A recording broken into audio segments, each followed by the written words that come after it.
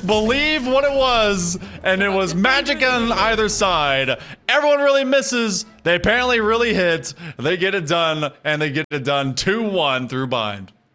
What a heartbreak for Refrag, as they were fragging out of their minds on that map, trying to pull it off in the closing stages of it. And yeah, it froze a little bit for us on this end, so we didn't catch last bits of action, but during that 2v2, they just were barely able to clutch it out. So GG's to both teams. Honestly, both played really well, and what a win. And it was a very hard-fought win there for the side of ERM. Honestly, the way that the stream froze, I feel like that was kind of indicative of the momentum that got frozen for this side of Refrag. They had a good stretch there. It was at least 4 rounds in a row. It was 9-7, and then they kind of stumbled at the door. I think you said it best. There was a moment where they kind of had like a lack of execution, especially where they had so many ultimates that should have assured them their rounds. It felt like they got there with good cadence, and they were able to really drag ERM around the map, but ultimately they kind of fell short. Final thoughts before we throw it back to the desk? No, it was really well played, and with ERM, they just had a little bit more consistency on the day. Their Abyss was a little bit cleaner and allowed them to take the 2-1 map score victory over the side of Refrag. But Refrag, a lot to look up and look forward to from them, as they played really well. It was just an unlucky day for them. Yeah, it was. But you know what? That showcases exactly what we got of ERM. They're going to be moving forward. But this is also the end of our broadcast day. First time that me and Ice got to hit it up in the booth. And honestly, Ice, this was a fantastic showcase. But we've got even more casters as Goose and Time to Light are going to be replacing us. But not to replace the awesome faces that are Zobi and Janice. Let's throw it back to the desk and see if they can tell us all about this big first round. Thank you, Ice and Hail Monkey Man. Great casting, great coverage of a banger 3-map series. Unfortunately, no reverse sweep there for Refrag, and everyone really didn't miss this time, because they are going, I think, the furthest their roster has gone, right? Janice, I think you mentioned it when we were kind of in a crash course pre-show, that they were Vulcan Rising rebranded, right? Or now as a free agent. But there's the series that we just saw, Janice. What a great way to end it off. Very close maps, especially in those first half, for all 3 of the maps we got to Abyss, Haven, and Bind. But the second half, the answer was for the side ERM, just on Abyss and Bind, they were just able to come out at the very end, and when it mattered most, they got the kills, they got the frags, and they made the really great calls. Starting on the attacking side for both of those 2 maps that they won, and then moving over to the defensive side, they felt really comfortable on Bind, and you just saw the way they played. But you cannot harp on Refrag. They played such a great series, especially over on the Haven, which was their map pick, but they looked really good. But it's just sad that we have to see them go out on open qualifiers once again. But, you know, there's still one more qualifiers. Hopefully they'll look a little more comfortable. But a really great series, a really great showing from them. We'll hope to see them again soon. Yeah, no, for sure, right? Their visitation into the semifinals as Reform, and I think, I could be mistaken, they keep their main event points since they kept that core together of Kazler, Millie, and so I'm excited to see, yep. And Riv, sorry, thank you. So I think it definitely just needs more time, right, to grow, to gel. I think we saw the coordination was there, right, particularly for Millie and Kazler, but then maybe their coordination with the rest of their team, particularly there, like with the new additions like Rika, when they were hitting their shots like on Haven, it was really, really good when they could hold their own. So I'm excited to see what this team develops into if they keep this roster. Like, obviously, you can't control players retiring from your squad. You have to pick up those new additions. And we've seen from some of the best rosters, it takes time no matter who it is. FlyQuest Red, a great example, to get into that fighting form, to be a team that can make it all the way and beat some of the best. And they're looking really good. I mean, it's obviously they still have a lot to improve, but here we go with looking at the rest of the bracket. We got 3 of our 4 matches figured out. So we have Shopify Rebellion taking on everyone. Really misses the ERM squad, so they got a mountain to climb after that long series against Refrag. Teddy Tactics and Meso's Millionaires, pretty understandably, they are able to win their matches, but Sad Frost beating Day by Day over in that 3rd match.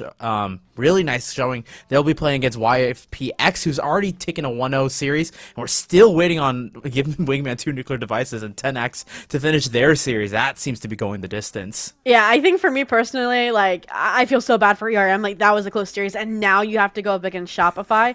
Teddy Titans versus Mesos Millionaires, like, that's just another chapter in their, like, lifelong feud. And last open qualifier, right, I believe it was Teddy as Fluffy was subbed out as well. So now they're back. So Mesos Millionaires is only stronger this go around.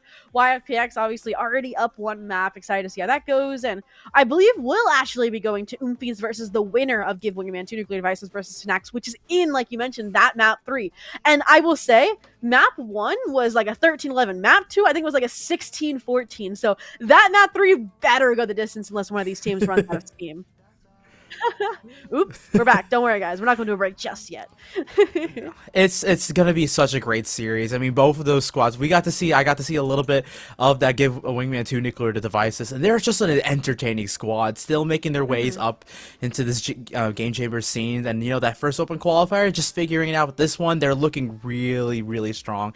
If they're able to win that series, regardless of how things shape out, I think against a really strong team in Oomfies, that's going to be a great test to see exactly how far can you go, and do you have a really great shot of making the main event later this year. Well, with that, again, we better do to Refrag 4 now. Obviously, there's that last open qualifier at the beginning of October, and they've already have, I think, stable enough main event points that if they make a deep showing like they did in the previous open qualifier, they should be able to secure their spot. But for now, they get to kind of step back and say, all right, what can we improve on? What can we get more reps on? Maybe what didn't work out in terms of maybe some of those role swaps we saw on Abyss that really didn't click with us and our mental analytical minds. But other than that, ERM, I hope they put a dent in Shopify. We did realize Shopify Rebellion is playing with a substitute player today, actually. They have Misu playing for Fluorescent. We saw that and we're like, wait a minute. There's an emergency substitute player. Who is this? And it's a Misu. I was wondering where Misu went. I'm like, why aren't they playing with any teams? That's because they were an emergency sub. But yeah. No, I was just gonna say, I was like, that was a name that I was looking for like throughout. I was like, yeah. Where did they go? Oh, okay, there you go. No floor today. Let's just throw in Misu, and it's a high bar to like reach, but I think they're handling it really well. They'll be going against a really good roster in ERM that we just got to watch. But again, as I always mention, I think I've said this like every broadcast, David versus Goliath when you're playing Shopify Rebellion, you always be the underdog unless someone says otherwise. Well, with that, we are back. We'll have our second match of the Oomfies versus the winner of Tanax versus Give Wingman 2 Nuclear Devices. Stick around because you're not going to want to miss it.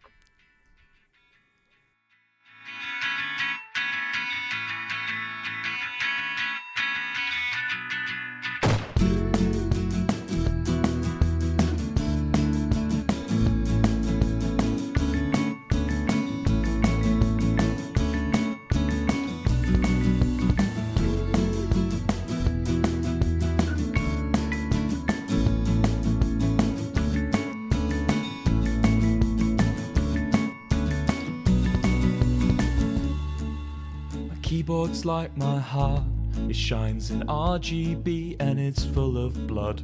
I don't know what is wrong with me, but I'm scared, pissed off and lonely. I have trouble speaking to women unless they're 2D or high definition. Spend all my time on social media, this is the state that I'm in.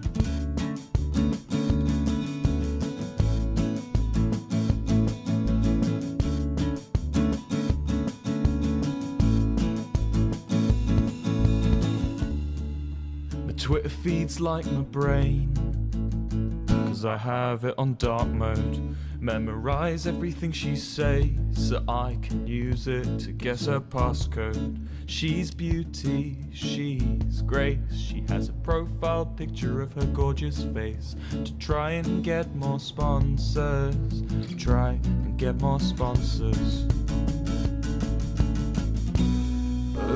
Why don't you care? I've spent the past 10 years of my life making you prepare. You're political enough but not contrary, sexual enough but not enough to scare me. Give me a reason not to be on my knees. The internet's ruined me.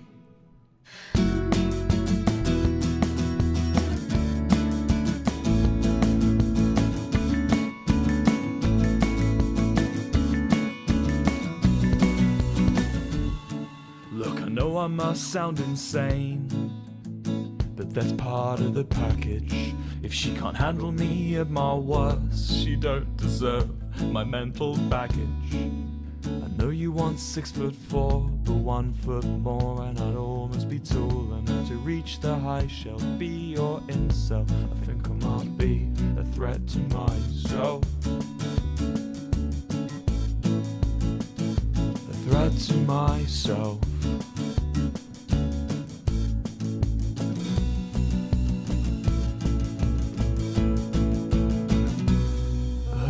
Why does she run when I'm monthly giving her 50% of my income?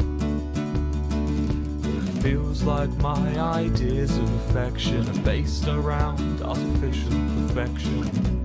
I just want to appease, but the internet's ruined me.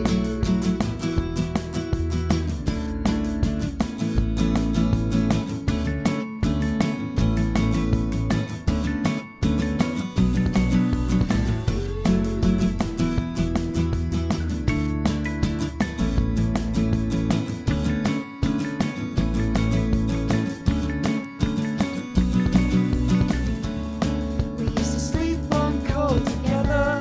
We used to sleep on cold together.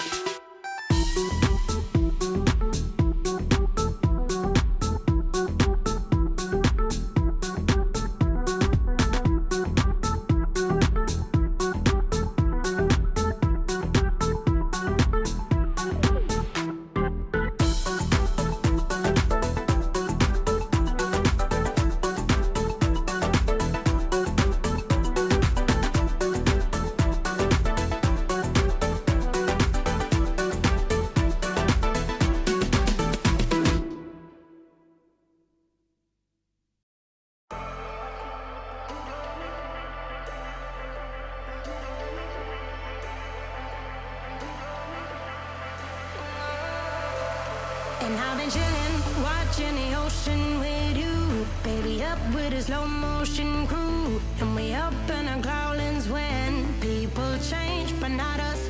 And we just chillin', kicking it, kissed by the sun.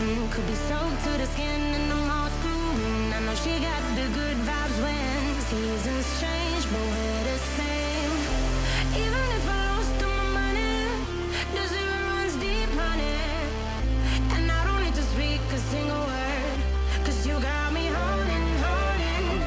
Even if my jokes aren't funny, my tongue tied up on it.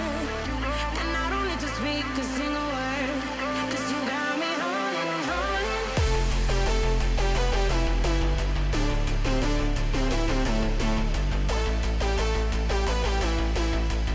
'Cause you got me holding. Even if my jokes aren't funny, my tongue tied up on it. And I don't need to speak a single word, 'cause you got me holding, holding.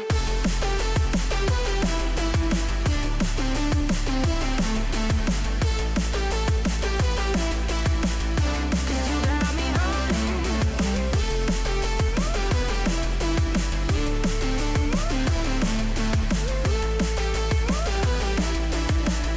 'Cause you got me holding, holding. Even if I lost all my money, the zero runs deep, honey. And I don't need to speak a single word, 'cause you got me holding, holding. Even if my jokes aren't funny, my tongue tied up on it. And I don't need to speak a single word, 'cause you got me holding me up. Play me like a bass guitar, simmer down and mash me up.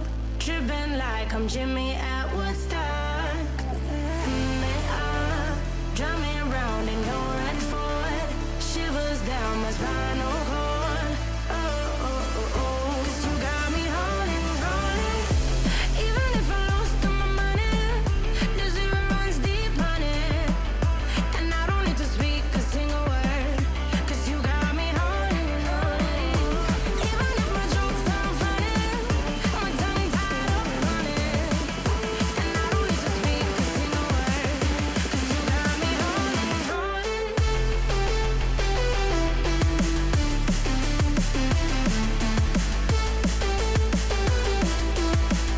'Cause you got me holding.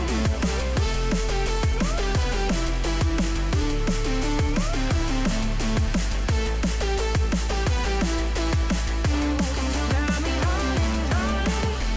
Even if I lost all my money, the zero runs deep, honey. And I don't need to speak a single word, 'cause you got me holding, holding. Even if my jokes aren't funny, my tongue tied up on it. And I don't need to speak a single word, 'cause you got me holding, holding. Holding.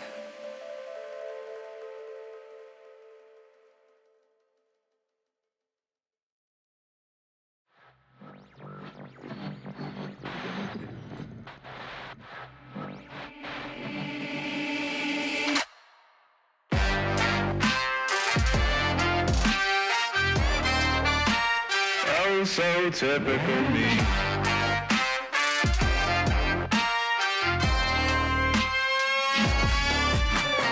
It's so ironic when the medicine is toxic. He broke into my head, so I tossed the key and locked it. Empty pages, unexplained dazes, oh so typical me. Enemy faces look the safest, oh so typical me.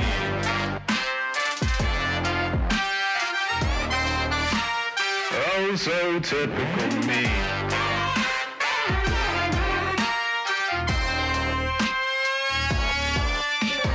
My dark mind undermines every time we build. Oh, every time. Trying to survive in the older world we killed. Oh, the God keeps looking at me, staring from the mirror. Janice, can't you cure me of my indecision fever? Empty pages, unexplained dazes, oh so typical me. Enemy faces look the safest, oh so typical me.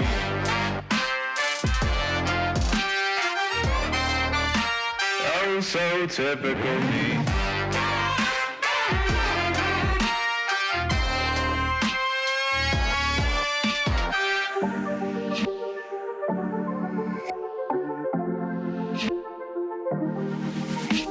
Antagonist, protagonist, become the one and the same. So how do I survive when the war is on my brain? So you listen here, you better shut me down, you better lock me up, or he'll be wearing my crown. I don't wanna fall, no, I don't wanna fall.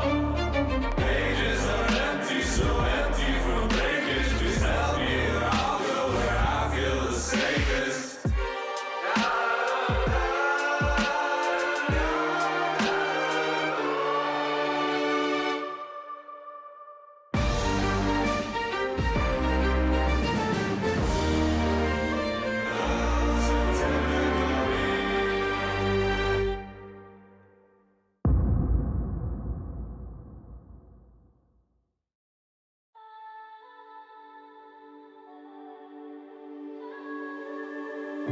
I know tomorrow isn't promised. I know change could come upon us anytime, anyway, and nothing stays the same.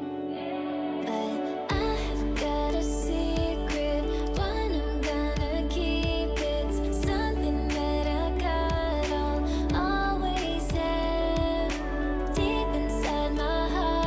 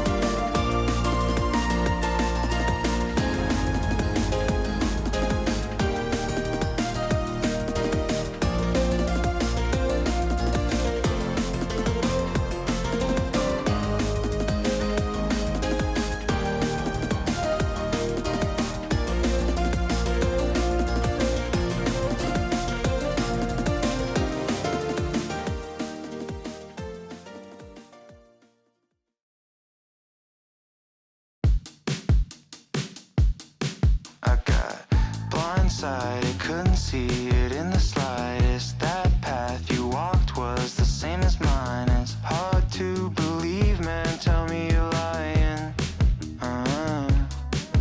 This is something new. Crying the first time I ever wore a suit. I saw me when I looked at you. So now I fear one day I'm gonna disappear. Look in the mirror to make sure I'm still standing here. I've been playing in my head those things I never said, like existential dread. But I'm not staying in my mind. I'm living like you said. It's gonna be alright until I end up dead.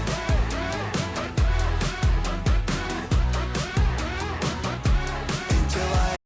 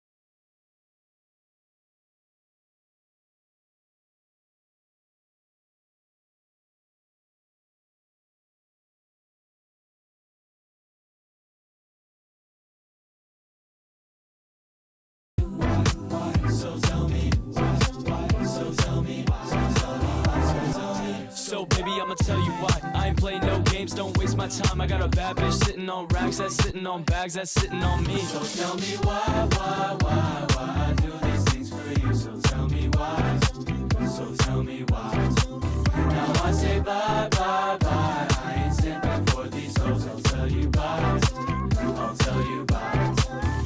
Welcome back to the VCT Game Changers unofficial cast for Series 3 Open Qualifier number 2. My name is Obi. I am still joined by Janice as your amazing little analyst desk to bring you our second best of 3 of the day, the quarterfinals between Tanax Game Changers and Oomphies. Now, Janice, before I let you start breaking down the amazing action, I gotta remind everybody that a lot of the people here are doing this broadcast out of the kindness of their own heart because this is a crowd-funded broadcast since Riot eliminated the broadcasts officially for the open qualifiers. We wanted to bring every audience kind of commentary on the game for those just getting involved because it can kind of be hard to follow a clean feed, big thanks to Radiant for hosting that. So we also want to point out that, like we said, we are hosting a fundraiser. If you type an exclamation mark, I believe it's donate or GoFundMe, it'll take you to the GoFundMe fundraiser. So if you're enjoying the broadcast and want to have a way to contribute, either directly donate, or even if you don't have money to give at the time, we understand.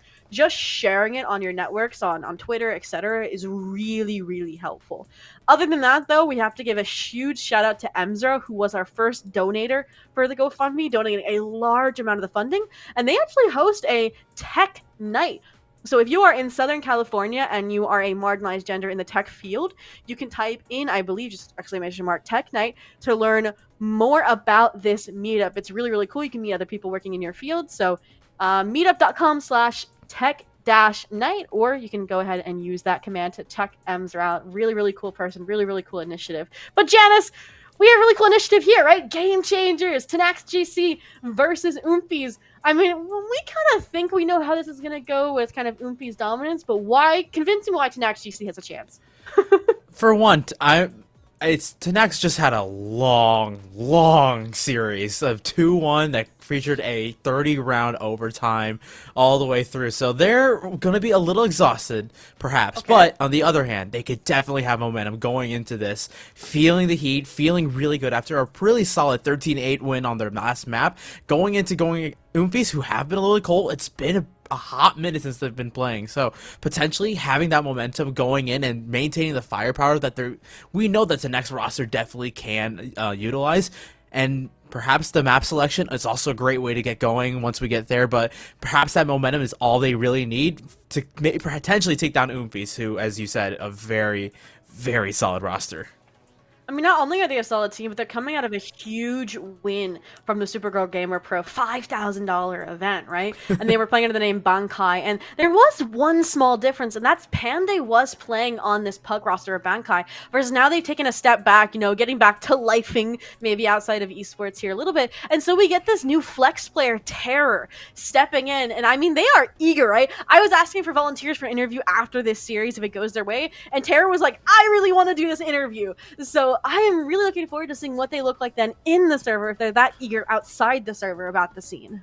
Oh, and they're already kind of like popping off. 35-19 in their first series against Laser Freaks Ivy, and in their second series with Capmaxers, going 27-16, playing that flex role, a little bit of initiator, a little bit of sentinel.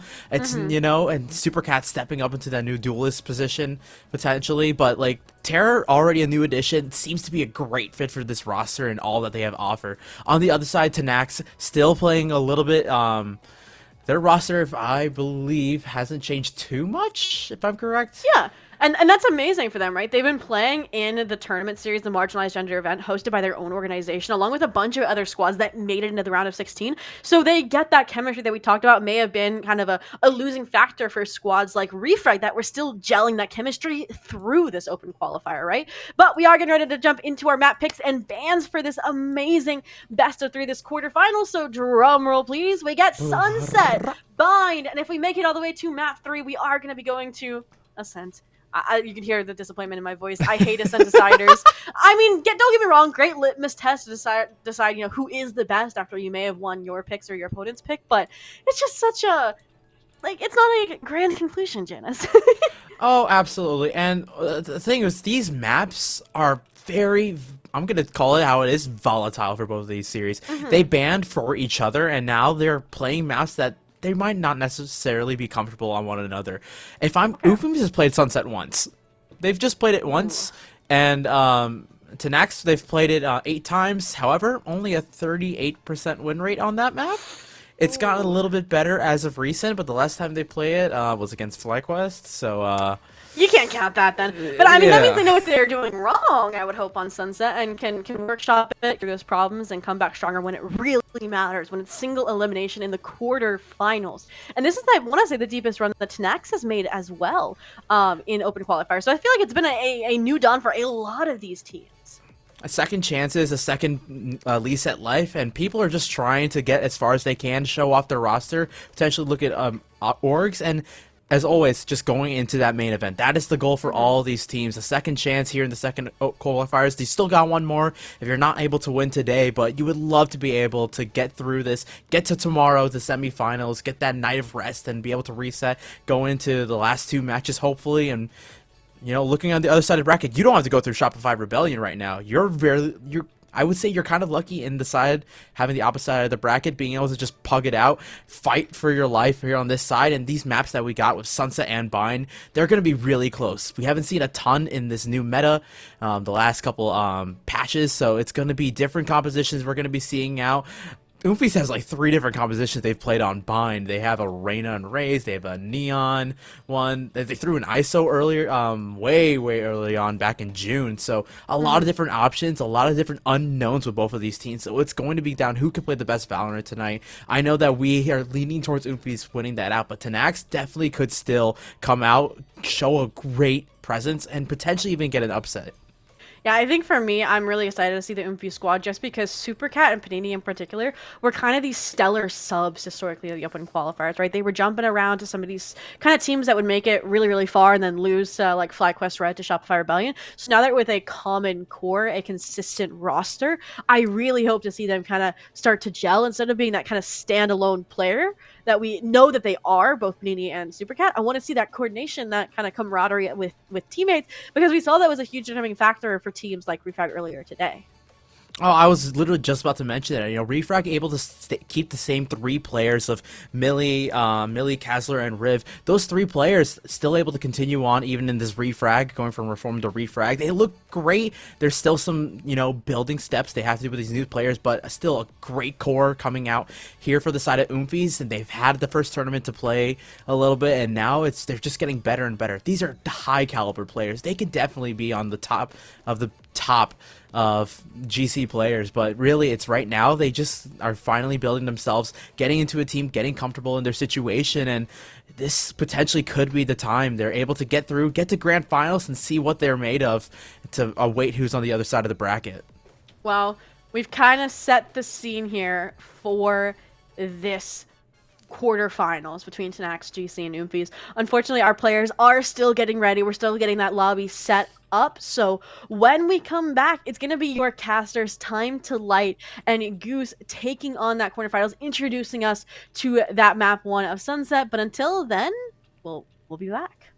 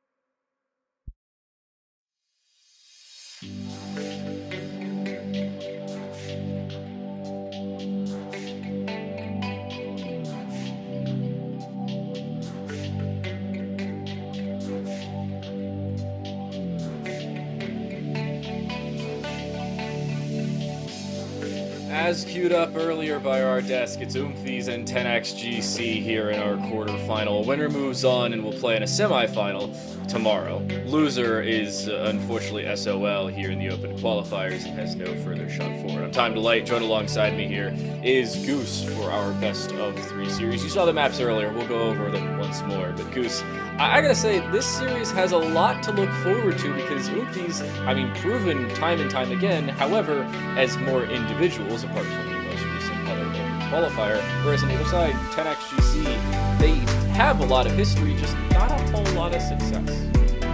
Yeah, no, I'm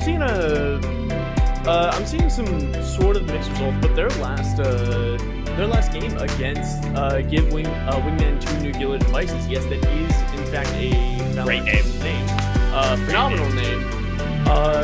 But they were actually able to bring the upset out with I think it was 2 overtime wins. Would have to actually check it, but they were able to pull that one out, even though there was a difference seeding of I believe 6 or 7. So they have been on the uptick, and it looks like they take a little bit to get kind of rolling down that hill for what I'm seeing on the spreadsheets here.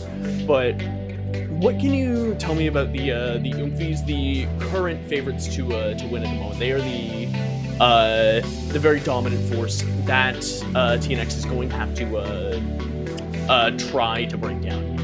I mean, Oomphies as individuals, you've heard basically most of their names. If you haven't, welcome to the GCC, and thank you very much for joining us for the first time. But as a team, they have not had all that much history. Good for them getting into this point in the event. Obviously, round of 16 is a fairly easy swing for them. We'll talk about some more of their history when we get into the game itself. But Oomphies will start on the attack, 10xGC on your defense, and map 1, Sunset. This will be fun. I really enjoy playing this map, but that is because I am silly. I'm silly. Yes. That is pretty much the only way that I can put it. Funny, okay. The funny T intersections, the very strong cipher trips are, and the massive ambiguity that can happen over in mid with that central structure, and the breakpoints into really weird, almost CT type splits for the attacker side. Sunset can be chaos, or it can be a very deliberate destructuring of everything that you've ever known about Valorant. So I'd say here, looking at least early at the Omen, that's fairly stock standard. KO on one side, lack of a true initiator on the other. I mean, I don't know how much you look at the bottom of your screen there and say, I love that initiator, but not so much myself.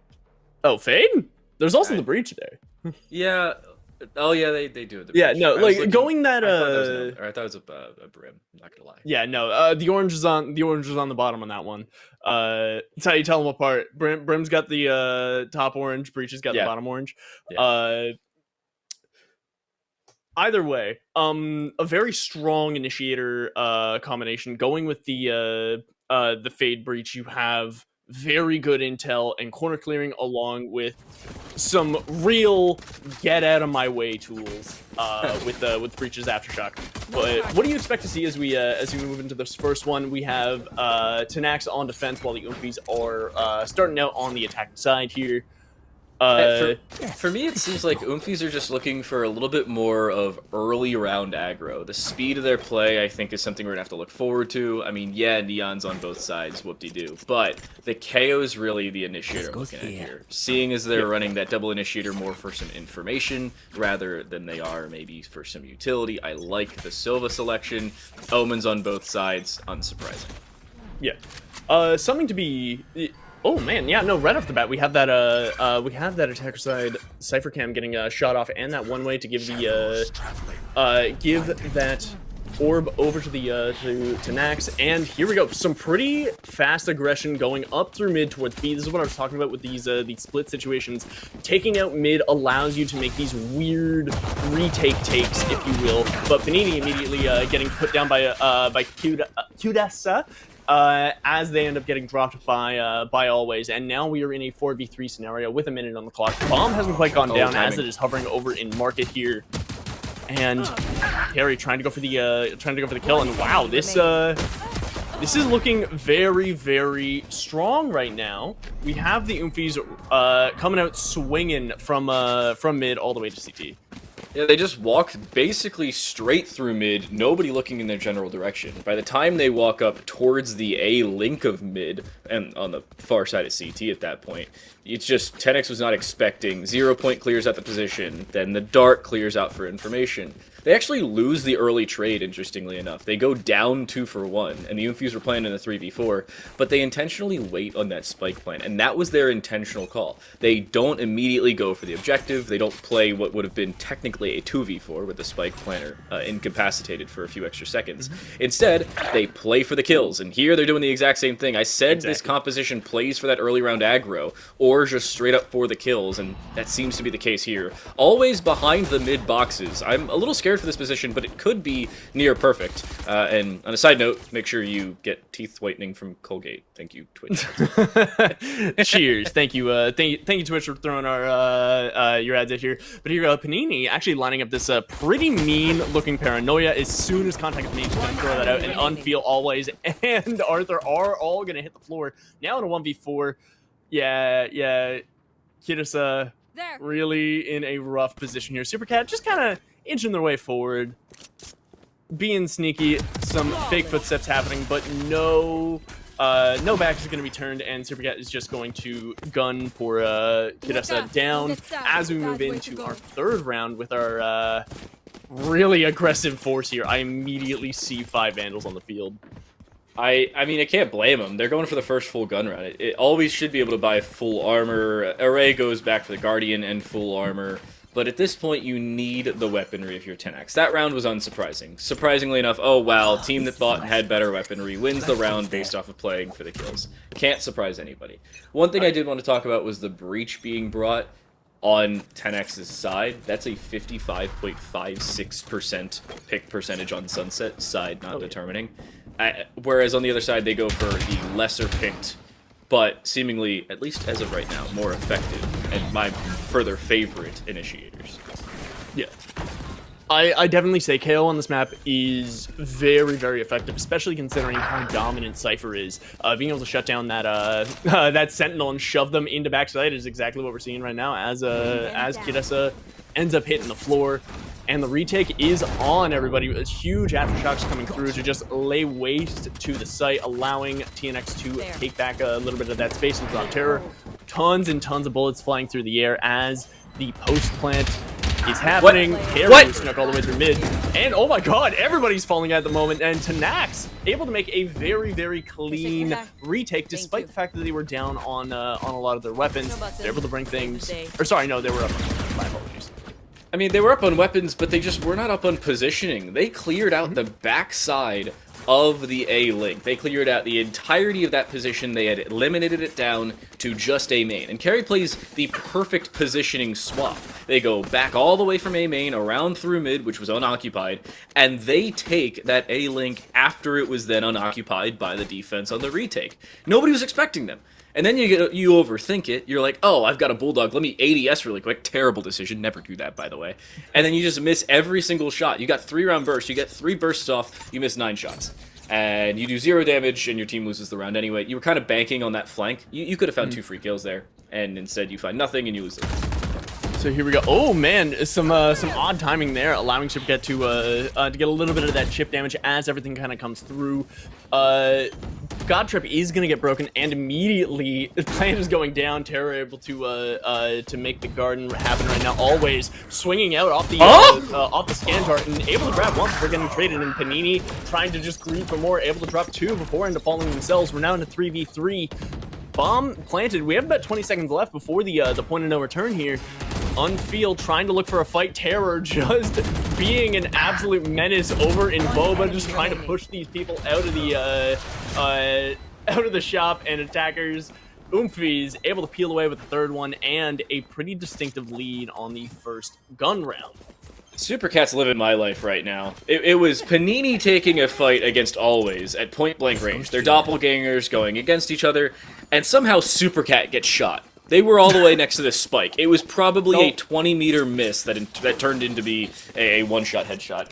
Welcome to my Oh man, life, I didn't guess. even catch that. That was just... It was like, how does Super Cat die there? I think even Always got dinged through the wall, or somebody got dinged through the wall. I don't know what happened, but Super Cat died, and Always got a kill onto somebody they weren't really aiming at. Anyway, Oomfies win the round. Good retake of the site, and again, look at this you said it, redirection good towards timing. mid now. We have a very slow switch up here, and it rewards Panini with a kill and a little bit of a chip damage going through as we move into the 120 mark.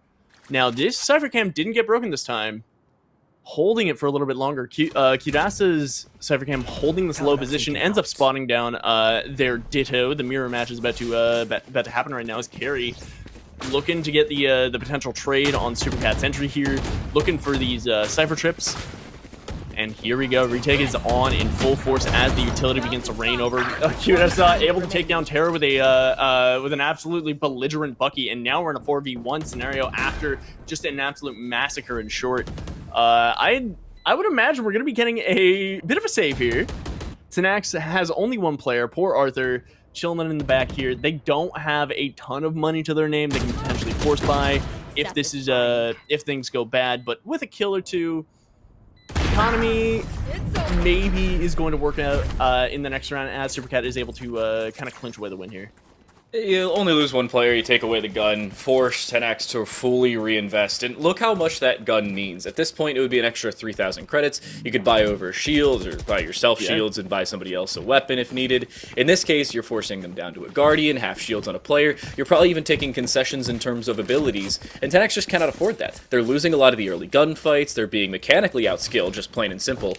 And combine that with the fact that the positioning for Oomfies, like it has been in 3 of the 5 rounds thus far, is just superior later in the round. If that continues, I don't think 10x is going to last all that long in this quarterfinal. Oh yeah, there's a very clear.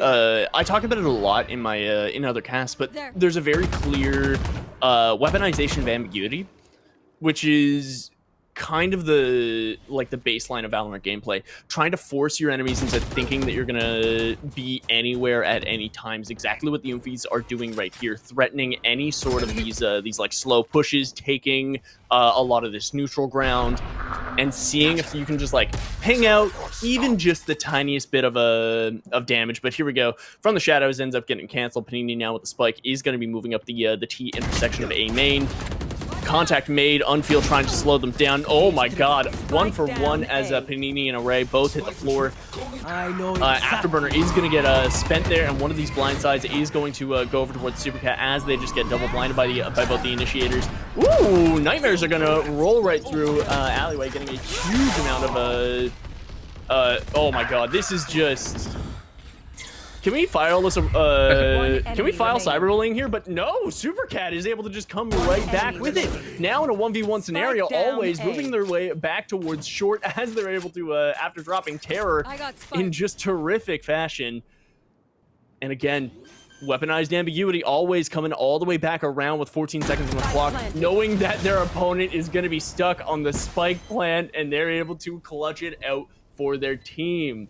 Phenomenal hero play coming in from Always. What can you say to highlight what happened there? That's one of these situations where Omen is the best person to have in the 1v1. If you're playing up against a Neon, you're always thinking to yourself, oh, they could be going a different direction. They could be trying to take full advantage of that speed ability, but at the same time, you've got From the Shadows available. That ability alone has so much niche usage. However, it's so effective when those niche situations come into effect, and that was one of them. You couldn't afford to try and go all the way over towards B, because then you would have been short on time and maybe short on positioning. In that case, yeah, you have the positioning, but you just don't have the information. You had to go for the spike plant early, or you're risking, again, that weaponized ambiguity. I love that term. And now 10x turned into a round. Oh yeah, and look at this, immediately punishing the like the early door close, and now everybody is just kind of moving in towards market here to get this this split going. You can even see that the that the Cypher trip, that God trip that just drives everybody insane in ranked, has already been either broken and or taken back, as Cutisa is forced to play purely off of cages. Always and Supercat are both going to end up hitting the floor as the spike starts to go down. Bit of a spray to tag carry up, but no kill or substantial damage is going to be coming through. Now in a 2v3 retake scenario, Array in a decent position, but nobody in market to potentially take a fight off of. We're now in kind of the portion where there has to be that call. Do we go do we go hard or do we save here? But here we go. It looks like Array is actually going to be going in, able to drop 2 and immediately running forward towards the Hunter's Fury. Almost able to find it, but forcing the stall here. Half, oh my god, 3/4, but no! Coming off of it at the last second is just not early enough. Avery is able to clutch out the round thanks to their early recon dart to find out whether or not Carrie wanted to hold on that spike. You know, I love the timeout call here for a couple of reasons. Number one, it gives me some time to talk about what 10X did right and wrong in that scenario. Number two, it gives 10X time to talk about what they did right and wrong in that scenario. Number one, they had the perfect decision to go for the retake quickly, and as soon as the Hunter's Fury was popped, the call for Array to go after it was immediate and correct. The problem was, as soon as they lose that fight, there was no recoverability. There wasn't a second refrag. You weren't sticking the spike as the kill or death was coming through, so you ran out of that time. Yeah, you wanted to stick it all the way, but as you're doing so, there was just too much time to recover for Avery after the kill. The recon bolt had time to hit the ground. I had time to do my taxes, which aren't due until April, and then the kill came through. That was the problem for 10X, and at the end of the day, they lose another round because they just get mechanically outskilled at a single position, and then that positioning later ends up costing them. 10X needs to recover with that mechanical skill sooner rather than later, or I've said it before, I'll say it again, Sunset's not going to last very long. It truly is a golden hour here, and it looks like Oomfies are trying to get those posts up and running as soon as they can. Oh, looking here, I think we're going to be looking at a little more aggression moving into this next half. B main is going to be threatened here as an orb is going to get funneled towards the defender side. 10X able to grab themselves a little bit of extra potential firepower going into this now that the Senator Palpatine hands are in play potentially. And look at this call. What an amazing call out of like, oh, they're going for orbs. They're trying to get their ultimate economy up and running. Here we go, Paranoia going through to cover the close angles as Supercat is going to just dash in with the rifle here, taking out Arthur, moving towards moving right towards short, seeing if they can greet out another Palpatine getting put away real quick. And things kind of go quiet as we go into the retake. I mean, at this point, this retake's going to be difficult to set up. Array already with that overdrive taken out of their hands and now forced into way too many gunfights. The overdrive can't shoot as many directions as a moving Vandal can. And Supercat, with the flank of maybe not a lifetime, but certainly of this game that we've seen thus far, comes in to just clean up house. Oomfies lost, I think, a single player in that round, and 10X are just able to escape with really one kill and nothing more. Yeah, the economy is certainly pretty much reliant on the food stamps given out by the double loss bonus right now, and I am not entirely sure what the game plan is going to be to recover from this. But I see this what looks like a 3-1-1 split from the attackers here as Oomfies are going to kind of close in on this B and potentially just do a full B split. Wire's going to get cut out. One way is about to get popped here, but immediately that KO knife that we were talking about earlier is going to get popped through. The Sentinel's worst nightmare, and immediately being stunned, Terror is going to drop out Cutisa. And Panini just charging into market. That is an Omen's playground right then and there, and always. Now in CT, looking to potentially find another clutch here. Now moving into the 2v2 scenario. Cage is going to get pretty aggressively pushed through. Arthur able to get a little bit of chip, as always, is able to pull in the pressure. Now in a 1v1, Terror on no health and unable to sustain any more damage as Arthur is able to scrap the bot. We're now going into a 3-6. This 6-6 half is still on the cards, but what is going to have to happen in order to make that happen? I'm going to say it's plausible for 10X, but their ultimate economy, as you mentioned 2 rounds ago, is starting to become dire. They used the overdrive and haven't built up much from it. Arthur and Unfeel are going to have to start to build quickly towards that Nightfall and Rolling Thunder, respectively, because they used them each in the same round and didn't find much with it. Yeah, they won the round, but it was more of a delay tactic than anything else. And honestly, Neural Theft isn't the end of the world, and From the Shadows isn't going to change this game unless you find a rare Omen 1v1. As mentioned earlier, they didn't even use it in that scenario because they didn't have to. 10X is going to have to play for gunfights sooner rather than later, and they just did and lost 121 damage from it. Yeah, that is a big chunk of your health to lose, especially at the beginning of the round. Like, you really, really don't want your retake potential in in your Neon to go right away, and oh my lord. Taking the fight, always and Super Cat are both going to hit the floor.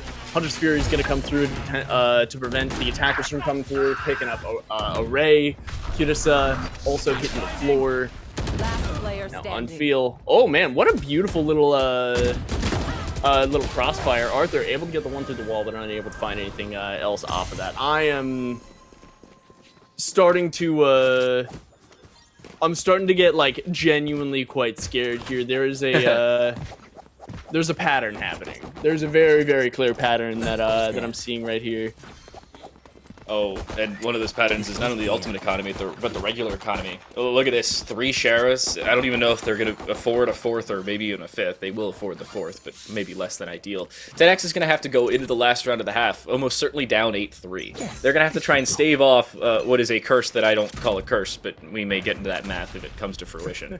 10X needs to do damage here. They need to at least pick up some kills to make themselves hopefully more confident, because that's one of the things they've been missing. Confidence. In this case, they almost pick up a kill with a Sheriff, but nothing doing. Yeah.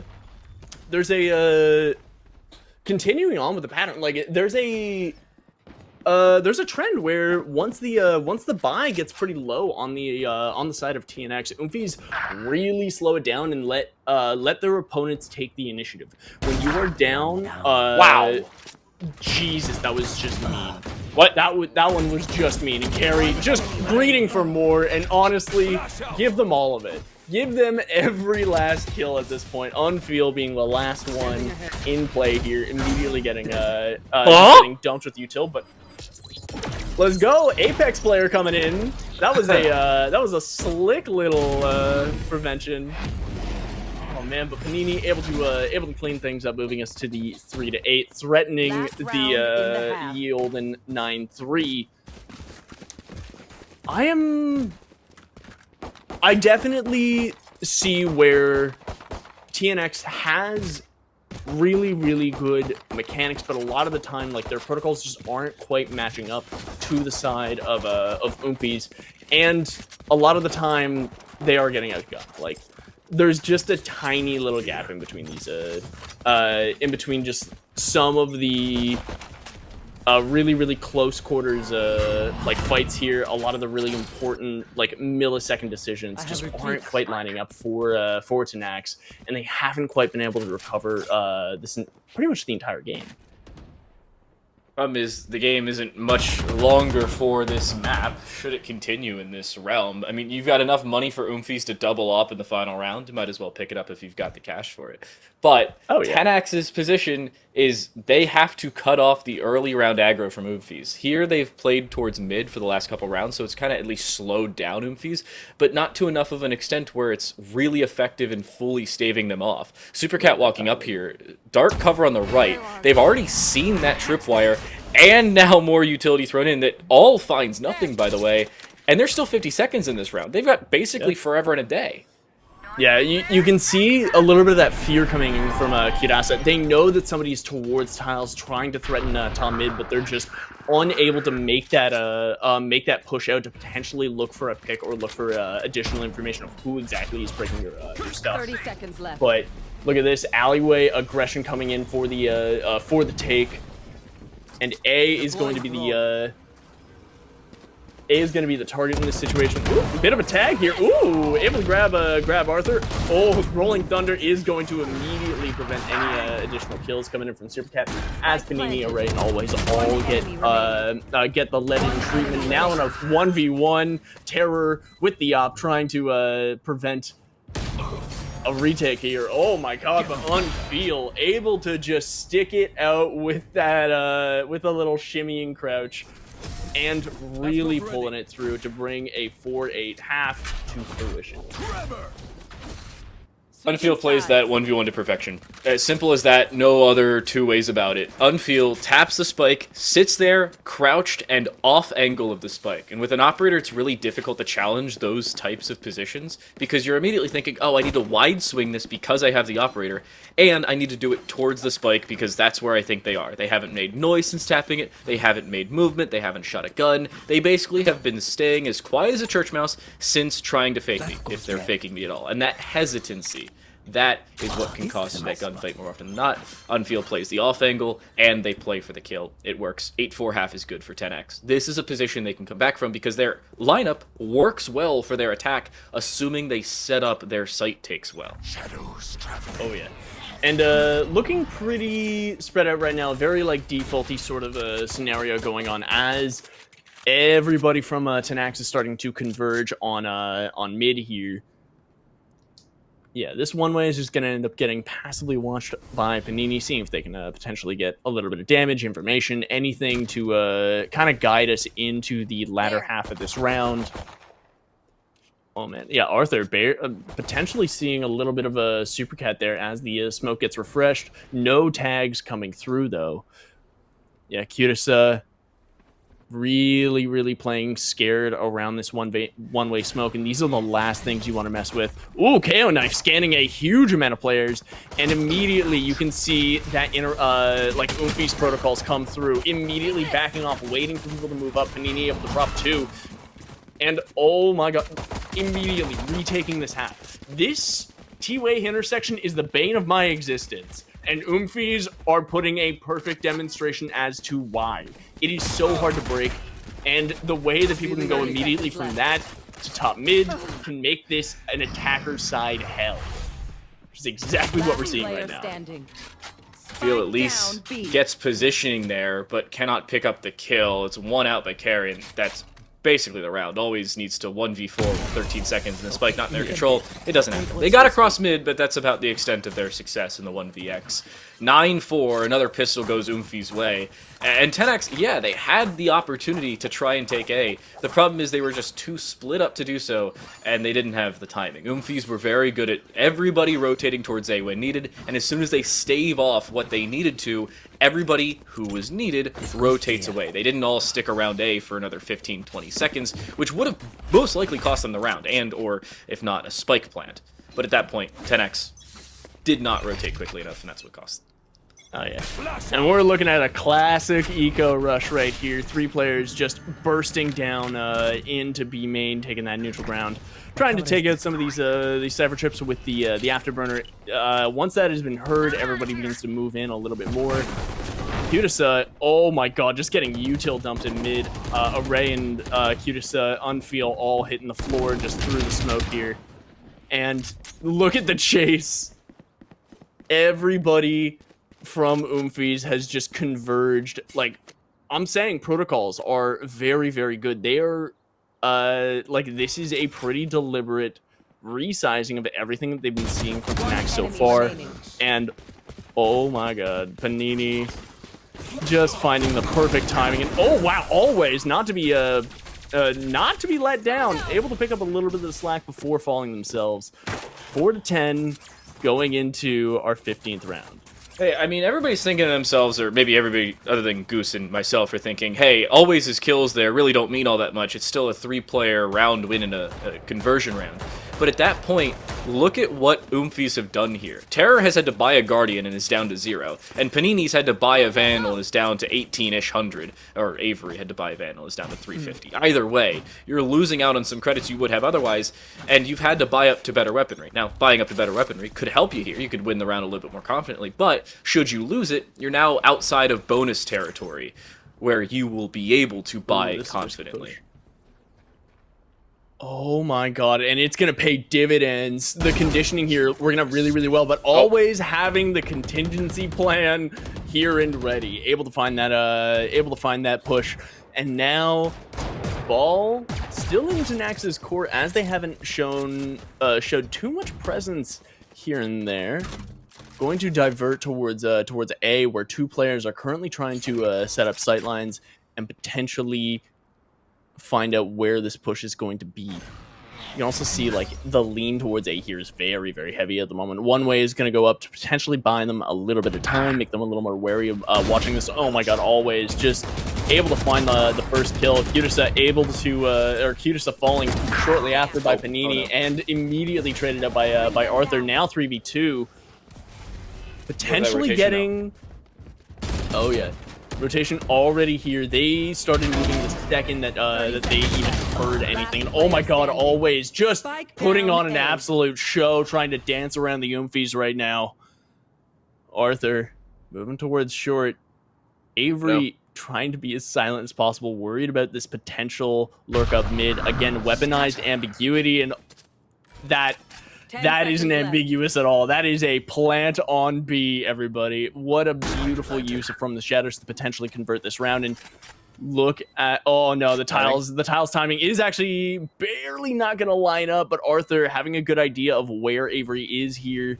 This is going to be a two-pronged attack from Nax as Arthur is able to sneak right up on Avery and put them in the ground. Arthur takes full advantage of the fact that, oh, my teammate is all the way over there. You must think I am as well. Honestly, if I'm sitting in that position, if I'm Avery, I'm thinking, oh, Arthur probably rotated 15, 20 seconds ago, and that's why Always was waiting for the From the Shadows, because they didn't pop it immediately. Even when they had control of the site and the spike, they didn't pop it immediately.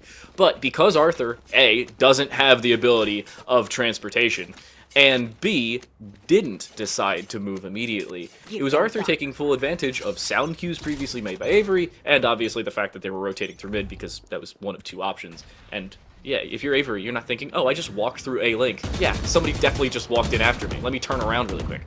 Not a thought in anybody's mind. Yeah, Nax weaponizing the ambiguity. Oh, that's such a mean dart. Your trip truly is broken this time. And ooh, a little bit of information traded, knowing that somebody is out up the T intersection. Not sure how many, but the shot rang out pretty damn quickly. So there's a little bit of redirection towards B. Recon dart, not gonna scan anybody. Little bit more movement into the B main scenario. Carry, I love this cam. But ooh, we're looking at a pretty clear and easy take coming in. Array getting hit with a trip. It's no real issue from the shadows, getting canceled as a scouting option, and Array immediately putting Panini down as they return to reality. And retake is in the hands of Oomfies. What are they going to do now? They can just go for it. With their composition, that should be the call for them. The problem is, as soon as you don't have the utility set up, that's what happens. Array just finds a tap of their doppelganger. Makes it a 5v3. Cyber Cage is up, but the kills are not. It's down to Terror. 1 versus 4 required here. It just does not seem all that likely. They are forced away. Caught out by the Haunt, shot out by the Fade, and killed out by the Same. Tanax put up 6 on the board. Oomfies starting to lose their grip on Sunset. They may start to have some problems. Yeah, this is a difficult portion of the economy too. Look at where the Oomfies are sitting right now. So many Deagles in these demons' hands. We're gonna have to see as to what the plan is here. I'm seeing a big old lean towards B, one of the favorite sites of this map, and oh yeah, no, there's barely. It honestly looks like Avery is not even committed to holding the site. I think they're only there to potentially break this like a potential cipher cam up in the window there. But why are we looking at going to the Thank you, Supercat. Thank you. Really want to show us your yo-yo tricks here. Thank you. But yeah, Terror taking the contact angle with Supercat, potentially in the trade position here. Arthur going to take first contact here, and Array is actually going to take the initiative and drop Terror out of the map. There you go, Paranoia coming through. Take is on in full form, and Super Cat just unable to find the kill fast enough before they end up getting taken out. And here we go, Tanax, just superior weaponry with a better take plan at the moment. Just put this into a 3v1 scenario, and Avery kind of boned. I'm gonna be honest. That's a word I'd use. I mean, you got a dark cover between you and now the spike. Yeah, you've got your recon bolt, but that's immediately shot out. Thank you, Arthur. The camera was watching you. At least you were aware. It's like the eyes in the back of your head. You know they're there, but you're not sure exactly where from. I mean, they're the Oomfies. You know you're always on your friends' Twitter pages.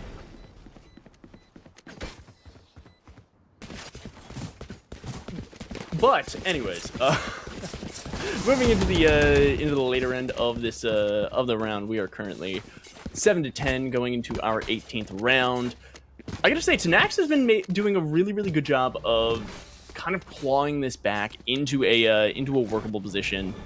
But I think we're about to get a little bit of more aggression showing up over on A here. I wouldn't be surprised if A's the early call. I mean, they've finally got the weaponry, they've got the ultimates built up for it, but the problem could be, as soon as that call goes through, 10X are thinking to themselves, wait, will Oomfies make the rotation earlier, or do they give us the site and play for the rotate and retake afterwards? The answer seems to be the former. Apart from the Sova trying to hold down CT, they look like they're playing fully for that retake. Yeah, it looks like they're gonna try and hit from 3, potentially even 4 sides here, split up and take each lane of this site one by one. Here we go, Super Cat making their way through and immediately making that wide peek to drop Always, and now just trying to put the pressure on an alley, able to drop Arthur. And oh my god, Terror able to drop a Kirista and Unfeel Array are gonna fall in tandem, and that is a flawless round coming in from the Oomfies. What an amazing retake, just letting them take the site. I gotta say, what was the call there, do you think? The call is immediately, wait, we don't have the numbers to take on a full site take of 5 players, so let's give it to them. Let's play for the 5v5. Let's play for the rotation if we have the timing for it, and that's what it was. Supercat was already midway through mid, excuse the repeat there, and they had coverage for it, so they didn't have to worry about A, the timing, because the site was just taken. They didn't have to worry about B, being alone. They could have been a red herring of, oh, I'm alone, if you kill me, there's nobody behind me, and then their second teammate would have walked up and found free kills anyway, but Supercat happens to be very good at this game, so they didn't have to worry about that case. They find 3 picks, they walk away with a free round. I didn't think they would pick it up flawlessly, but I mean, as soon as there's a second prong of an attack, or sometimes a third, given the fact there's 2 technical CTs, you have to worry immediately about, oh, where do I have to look? And if the answer is not immediately in your brain, you're probably already dead. Oh yeah. As we said, weaponized ambiguity. Make you hesitate for at least a quarter second, and then that gunfight is almost as good as yours. Now, this timeout, very good. Good idea coming in from TNX. You don't want to be losing your momentum entirely, so why not reset the tables a little bit? Just talk about what the plan is going to be moving forward. Now, That goes there. What adaptation are we seeing right now? We have... This goes here. Of course, the Cypher setup, moving over to A, just, it wasn't quite working out with the, against that Aftershock, over on B, but moving into mid, we'll see what the plan is moving forward. I mean, this call is immediately thinking to yourself, there's no way they do it twice, so let's just leave utility there and not even worry about it. You've got 2 players basically stacked up on mid. The second one of them is actively watching a camera, but they're there in case they're needed. And the other 3 are just hanging out towards A, or hanging out towards B, that's the wrong side, because that's all they have to worry about for the time being. Good paranoia catches nothing, but it does force out more mid control. And Oomfies are playing this to perfection. They don't have to take too many gunfights, they've barely used utility, there's another dark cover. But it's working. All they have to worry about is map control, and now finally a kill goes against them. Yeah, Supercat hitting the floor. Ball still in Tanax's park as they're unable to make their way too far without getting chased down by this KO knife and immediately grinding this potential take to a halt.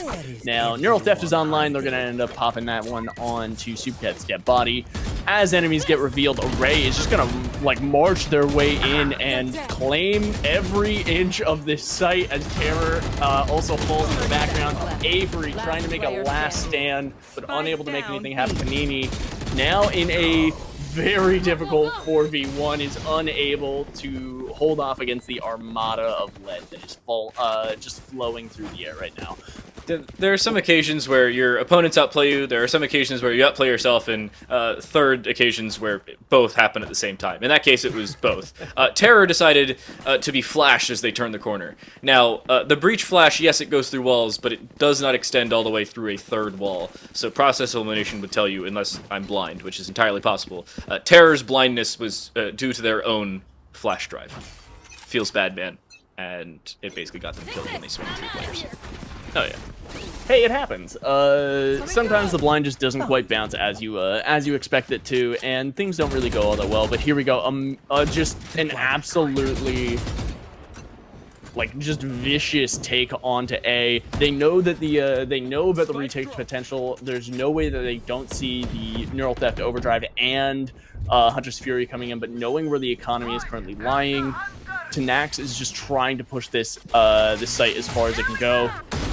Not oh wow, a little bit of damage coming through the Hunter's Fury, and in the Chaos 3 players end up dropping to give us a 4-3 player line in favor of Tanax. The Oomfies balls in their court at the moment, and they have to make the move, but Jesus, this utility is making it really, really hard for them to move, and Tanax is just trying to hold this site. Unfeel ends up getting caught out a little bit too far, and oh my god, Arthur able to drop 2 with a spray. Panini trying to weaponize their ambiguity again and make their way over to A, but wow, what a shot onto Arthur. Unknowing of the player behind Metal Box, Kirsa is able to snag the round from the clutches of defeat right there. What an amazing way to stabilize that round. That is the echocardiogram of "We're so back, it's so Jover, we're so back" for Tenax. The swing of CT was, we'll say, less than advisable, especially when there's 2 players basically playing hooky with one another. But as soon as you lose those fights, you're thinking, oh, we're done for. Neural Theft is used, all the information's there, and somehow a double kill from Qtasa. With everything going against them, they find both picks, and they turn it nearly into a third.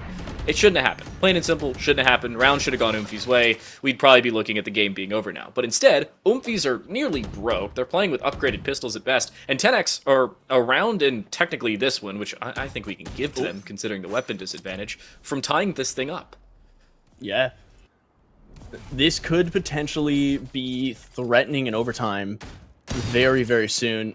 A Super Cat just really pawing at the lion here. This is nearly at 145 range for the Deagle, so even just going for that shot is a little bit crazy, almost inadvisable, but you know what, that's sometimes what you need in order to win rounds. Array stuck in this really precarious position out in this T intersection. Oh man, Avery's and Panini are both going to fall down. Carry able to get a single trade before they end up falling as well.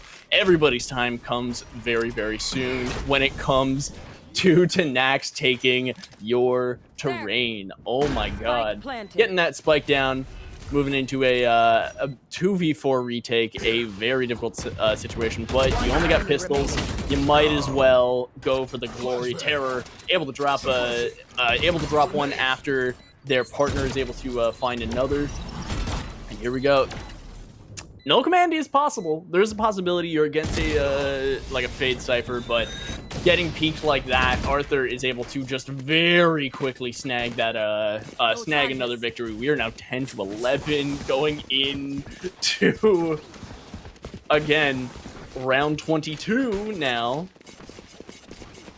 I'm getting scared that this might be my first time seeing a Sunset game go to overtime. Not something to be scared about.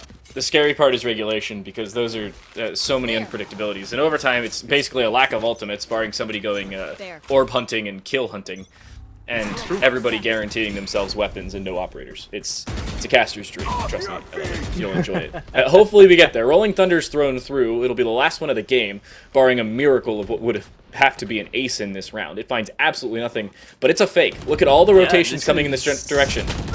Yeah, no, it's just two people over here letting Array just... I think the call was, let's fake A, Array just go kill, and we're going to go and take B for free. And that is exactly what's coming through right now. Just a little bit of utility to make sure the site's nice and clean, ready for the old spike to get planted and the garden to start growing here. Now, look at these poor players noticing that they've been duped, immediately trying to just clear up as much space as they can and take any room that is possible and safe at the moment. 3v4, no smokes on the line with the exception of cages, which aren't actually in the pocket of carry. And here we go. Ooh, fast lane ends up going up, but just as that does, carry ends up getting dropped, and oh my god, in just a single peek, all three players are dead in the water, and we are now 11-11, getting real close to that OT.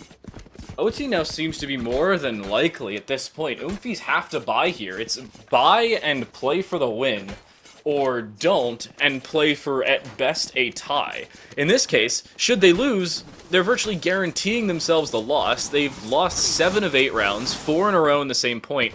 They've only won 3 in the second half, and their defense seems to be out on another planet. Shadows traveling. Oh yeah. But here we go, same sort of Omen smokes going up. I love Omen smokes, they regenerate so quickly. Even though they aren't the longest lasting, they're definitely one of the most versatile out there. And man, look at this. Just change of pace right now. Tanax has been really, really good at making sure that the playbook stays as varied as possible. Like, I think we've been overusing it, but I'm going to use it again. Weaponizing the ambiguity of, here are all the cards in our hand. You don't know which one we're gonna play, you know? One way is gonna go up in towards market to see if anybody wants to make that that aggressive peek. And yeah, look, they're playing for rotates here. They have carry hiding all the way back. Oomphies refuse to let their soul sentinel go down here. And the only issue with trying this is if Oomphies are still holding where they are because they haven't been forced in a different direction, their rotate is not only going to be quick, but they're going to be playing for these kills in a pretty good position. Supercat gets caught out with timing, but it does go 1 for 1. Terra's in a decent spot at this point, but they have to play for another, and they find it onto Array. Oh my god, what a crazy interaction here. Now in a 1v4! Oh my god, Supercat. I thought when I saw that, it was like, okay, no, this site's being taken. Spike is going to go down in a second here, but no, always being forced to get it out immediately. 10 seconds Just left. 9 seconds on the clock. They're going to make that that plant over on A, and this is going to be one hell of a miracle if they're able to pull this off. 1v4. They do have 2 shadow steps in the cards. One way is going to go out to CT. There's no way in hell that that bird is going to see them. Yeah, just a few seconds on the on their smoke. Whether or not they're going to refresh this is a completely different story. Always checking CT first. Able to find the first isolation. Now trying to go for another one. Spray is not going to quite kill poor Avery. And always just so close to bringing this over to match point before Oomphies does. Whew, what a nail biter of a situation. That's a situation where you're not supposed to be in if you're in the 1v4. The miracle is even finding a first kill there. It was not very easy to even get into that spot, the spot being spike plant plus post plant scenario. But you went for it, and there's no way you're supposed to save there. It's just not reasonable. Combine that with the fact that if you're Oomphies, you're playing for speed because it's your friend, and here 10X are trying to play for speed of their own. Overdrive, they go into a Neon. Yeah, oh my god, Neon stuns are going to trade here, pretty much.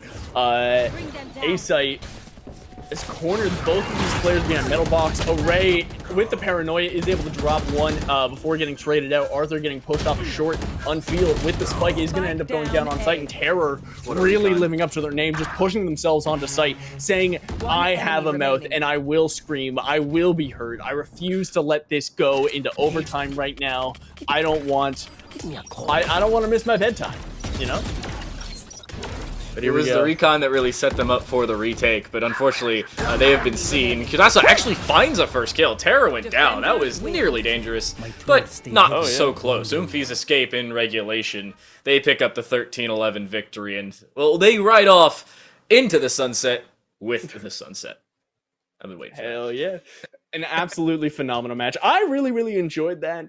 Oomphy's very clearly the ones to win, and that is what we saw coming into the first half of the map. The map, just coming out of the gate, swinging, outgunning, out utiling, protocols on point all the time. But eventually, we saw Tanax really kind of turn that around. So, what do you think were like some of the sort of standout players in this scenario? Like, what was the thing that pushed Tanax into this potential reverse? I mean, they have to come back with this, but I'd say Avery's my MVP. Maybe not in terms of kills. They did not have to step up as much in terms of the individual mechanical skill, but in terms of the information gathering. There's a famous film or documentary on the New England Patriots called Do Your Job, and Avery did their job. That's what they needed to do. They found the information. They were really good with those recon bolts, and sometimes that's all you have to do. If you do your job, the rest of the team, your duelists especially, will do theirs, and that's exactly how they got Oomphies into this first map victory. But that's sunset done. We will let the night pass. When we come back on this desk, it'll be a new day and bind. But in the meantime, we're going to throw it to the analyst desk to break down our first map of sunset. Thank you, Light and Goose, for an amazing map 1, and thank you to Nax and Oomphies for keeping it close. My goodness, 13-11, not at all what I was expecting when we saw Oomphies up, 5-1 and 7-2, but leveraging those timeouts for a definitive, I would say, impact there, Janice. Yeah, and I talked very briefly about Oomphy. It's just like the lack of experience there on Sunset could potentially look a little dangerous, but at the very end, when it mattered most, who cares the fact that you gave up 6-7 rounds, minus like your first buy, and then able to finally close it out, 13-11, a very close map, and if we want more Valorant, this is a great sign for things to calm out. But that was 10X's pick over on Sunset. Now we're going over the bind. Which will be Oomphy's pick, and they look really good on bind the last couple times.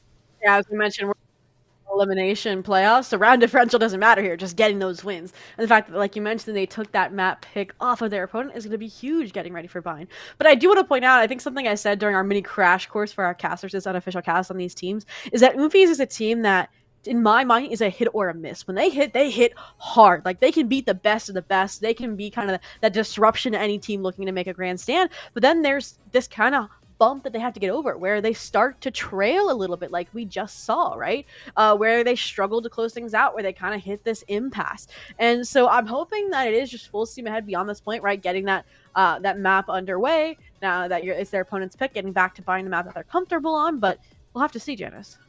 Yeah, and while we're talking about hit or miss, they really were hitting and striving on that first round. I got a quick illustrator that's just talking about how well they were playing. So, for context, here in round 11, basically this entire time, these Oomphies are kind of dominating. They've been hitting the B side and just winning those post plants every single time. So finally, Tanax is going to make a decision to go for a little bit of a different play. So they're completely leaving this B side open. They're just not going to bother with it whatsoever. And they're going to be pushing, all of them are going to be pushing towards mid and pushing through A main. So as we move on, so they immediately take that B main, P main pressure. They move towards A. And I just really enjoy the fact that, hey, we need to switch up, and it works out for them. They're able to take all that space. The KO takes a little pressure, so they opt to just knife it out. Guess how many Oomphies they knife? They realize, oh, 3 players are pushing down mid. We're a little bit in trouble, and they realize, hey, the B side's probably open. They all are gonna the Neon and the Omen are going to move towards there. So really nice adaptation I loved from the side of 10X to go for that little play. And Oomphy's responding in kind rate. The KO knife to slow down any push just in case it was a rush. Trying to find that one player out in the open. And the response to move over towards B main. And then finally they're able to get to the site, and as just the round plays out, it just leaves in a really weird position where all of 10X other than their Neon are just in mid or in their opponent's spawn, and the Cypher down here just ends up getting 3 kills to basically closed out the round. But that's what happens when you have a gun advantage, and that's just really great anti-eco coming out from Oompies. A great strategy from 10x, especially going into rounds that you are definitely at the weapon deficit. But Oompies played that really well to perfection. Were able to win that towards the end. And those are going to be kind of smaller rounds that have big impact. Those are the kind of mistakes that you not want, especially if you are. Now you have to stage that kind of reverse sweep. We saw, our first series of the day get brought to that map 3 and it could not get closed out. So I'm hoping we get that kind of similar kind of swap up, right? It was like, right, it was at 13-6, 13-8 flip-flop. So maybe something similar is going to happen here, right? 13-11, that was very, very close. Janice, I know you're like, you call me the encyclopedia, but you're the kind of, I guess, the scholar that in terms of studying up to reach that level. So what is kind of Tenax's history on Bind? Have they played it recently, or? They're not good at it. It's a 13% win rate. I mean, it's going to be a mountain. It's going to be a mountain. But we also thought that Sunset could have been a complete blowout the way that first half goes. So they have the ability to fight. They have the ability to claw at it. I definitely think this will still be a close map, but it's Oomfies to win it out right from this point on. Well, like I said, they set themselves up for success here. And at this point, it is left in the hands of Tenax GC. We saw them leverage their timeouts. Let's see if they can leverage their enemy's map pick to get things started. But that means we have to take it to Bind. We have to take it back to our casters. Time to light, and Goose, take it away. Thank you very much, Desk, Zobi, and Janice. Very nice of them to break things down. My favorite thing of being here on the unofficial cast is the Telestrator segments. They're very entertaining and obviously very informative. The visuals are very helpful because sometimes we're talking about that, you and I, in the timeouts, and we're like, oh yeah, here's what happened. But you're not really seeing what happened. That allows you to really see what happened. Sometimes the visuals are that much more important. On time to light, that right there is Goose. We're heading into map 2 of our quarterfinal. Sunset went the way of Oomfies. Bind seems to be primed to do so as well, but a nice comeback in the later stages there makes us question how one-sided this series is. Yeah, there's a... As we were talking about, like it was a bit of like a mechanical gap going, like in the start of the game, and then eventually that started to kind of even out as we went into the end. But right at the last second, Oomfies were able to make some amazing hero plays, and as you were saying earlier, Avery just hitting the initiator button and the Sova button of do your job, make sure that you just get all the information possible. But Bind, I'd imagine, is going to be a slightly different story. Bind, I find, is a very binary map. Yeah, if you will. Would you call it a binary map? Yeah, I was so sorry. That's why I was struggling there. I'm like, do I want to make the pun right now? All right. But Peacock First Friday, kind of giving us giving our overlays a bit of a punch up, but wait, now looking at unrelated, it's 12-7 in that game. For anybody who cares about football and isn't actively watching it, I think the Eagles just scored. I just tabbed back over to it. No, sorry, it's now 12-13. So thank you, the ad. It actually told me to look over. Awesome. Well, with the football updates coming up, what do you think of the comps here that we have going on? We got we have 2 sets of double smokes currently, one already locked in, and then the other tentatively hovered.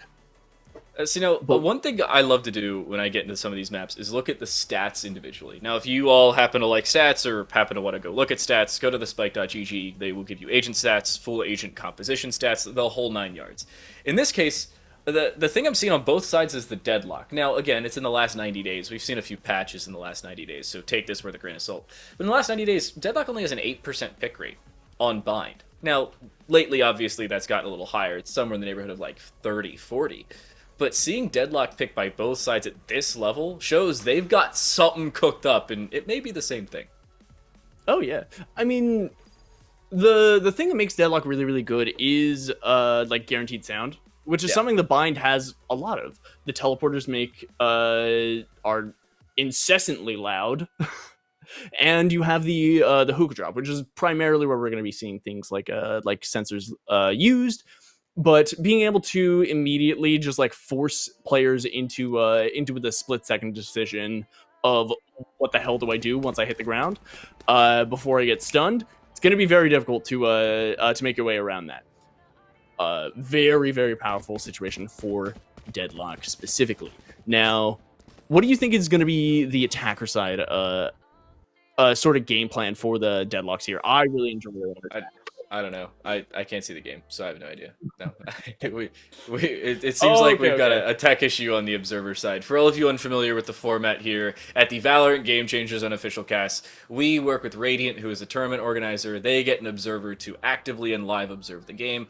That observer then sends it to the Radiant Twitch stream at a 5-minute delay, and then we pick up that Twitch stream and stream it here. We're in partnership with Radiant. We're not just some random people that are like, hey, here's a Twitch stream, let's cast over it. But at the same time, sometimes those delays or the miscommunications from a distance are because we're not actively sitting in the same Discord call. So think about that for a second when we go to some of those weird, unofficial / and not prepared breaks. In this case, seems like there's a timeout around the game. Hence the reason we're back on Our Very Lovely Faces. Hi. But yeah, going back to what we were talking about earlier, Deadlock specifically on attack. Very strong Sentinel on attack. Like, honestly, I enjoy playing her more on attack specifically because of what she offers. What are those things that Deadlock specific? Oh my god. Hopefully, the innate ability to 1v5. Oh, it seems like the. All right. Some slight technical issues going on the side of Radiant, but Deadlock being a very powerful attacker side Sentinel, which is a thing that we didn't really see until more recently. Vice, I also think, has a lot of that sort of attacker side potential. But what do you think about it? I like the fact that Deadlock's becoming more of a consistency on maps like Bind. You're seeing more variability in the Sentinels. I mean, if you remember back in like 2022, maybe late 2022, it was, hey, Chamber. And Chamber wasn't really a Sentinel. And then they took a trip away and everybody started swapping. They kind of tried to play their pick of Cypher, and then they started swapping off of that. Cypher got nerfed and buffed a second time, and now Deadlock finally got some help on the back end. Thank you very much, Riot. But Deadlock playing on a map like Bind, it's really because of the guarantees. Obviously, the teleporters are there. You have either the process elimination of do we want to cover the teleporter, do we want to cover any excess position on the backside, especially towards market. On the attacking side, that's really the call for your Sentinel. It is throw trip type utility in market or around A or B link. That's really all you have to worry about. And then after that, you've done your job if we're throwing it back to that document. Absolutely. And like Deadlock really, really good at that. I think that she also really excels at preventing retakes, because her utility being sound based just gets more and more powerful as the round progresses. When you're forced to take those like running steps, you don't have the time to do like silent peaks and stuff along those lines. You have to make those like split second decisions. But there are sacrifices. There are like you are sacrificing intel that you could be getting through like Chambers trips, KJ's turret or alarm bot, or even the sound cues that come out of like Sage's utility. You don't have that like that level of information that you would get from other Sentinels, and that Deadlock instead puts our points into a different tree, if you will. There's also the difference of how different Deadlocks or different teams with a Deadlock play. Occasionally, you'll see a team never even use their Sentinel utility, especially on a map like Bind, before the actual site take starts, because they don't want to have to waste it. They'd rather play for the retake position and retake utility than for the pre-take utility, if that makes any sense. I like teams that do that because usually they are preventing more later in the round when it means more than they are early. Yeah, sometimes you can either prevent or identify a flank, but how much is that actually going to matter when you haven't even started your A-site take? Yeah, absolutely.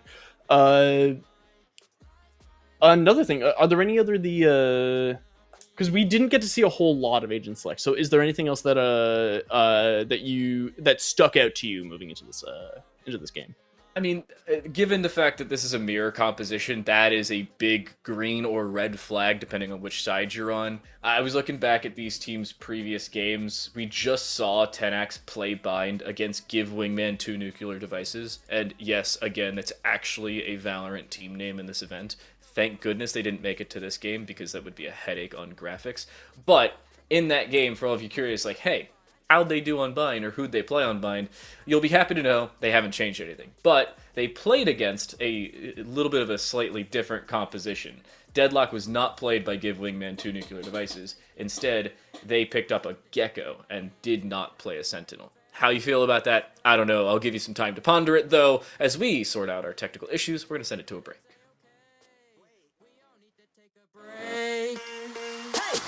If I'm gonna be honest, I need a little space to breathe, and I'm living and loving my life by the sea.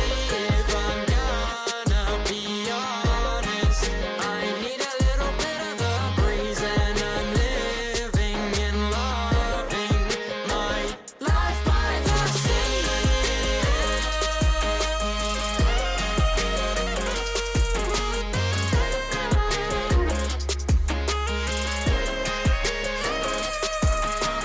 Day by day, putting on a brave face, playing games, taking pain straight away. Maybe made mistakes, but it's a-okay. We all need to take a break. So I'll be chilling when the tide is low, 'cause I wanna take it slow. And I can't sing the next note, but I brought a bro. If I'm gonna be honest, I need a little space to breathe, and I'm living and loving my life by the sea.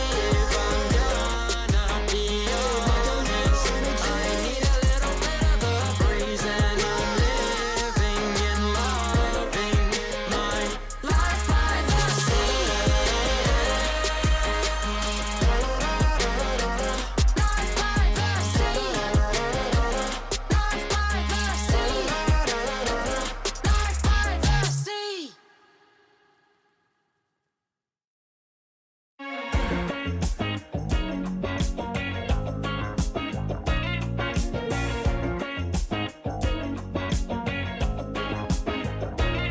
When I close my eyes, I can almost see it.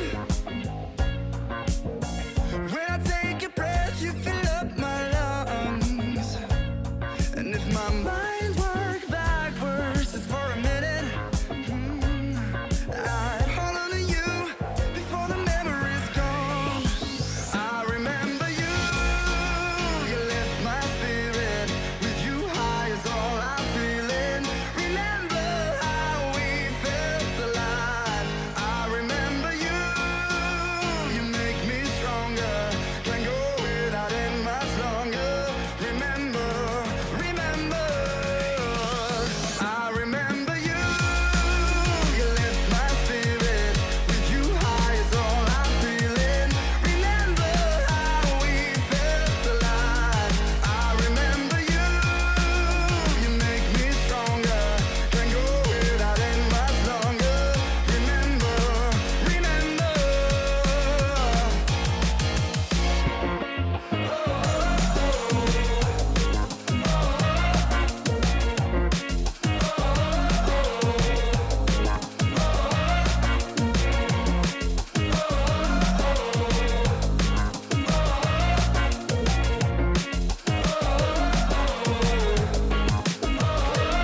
When I close my eyes, I can almost see it.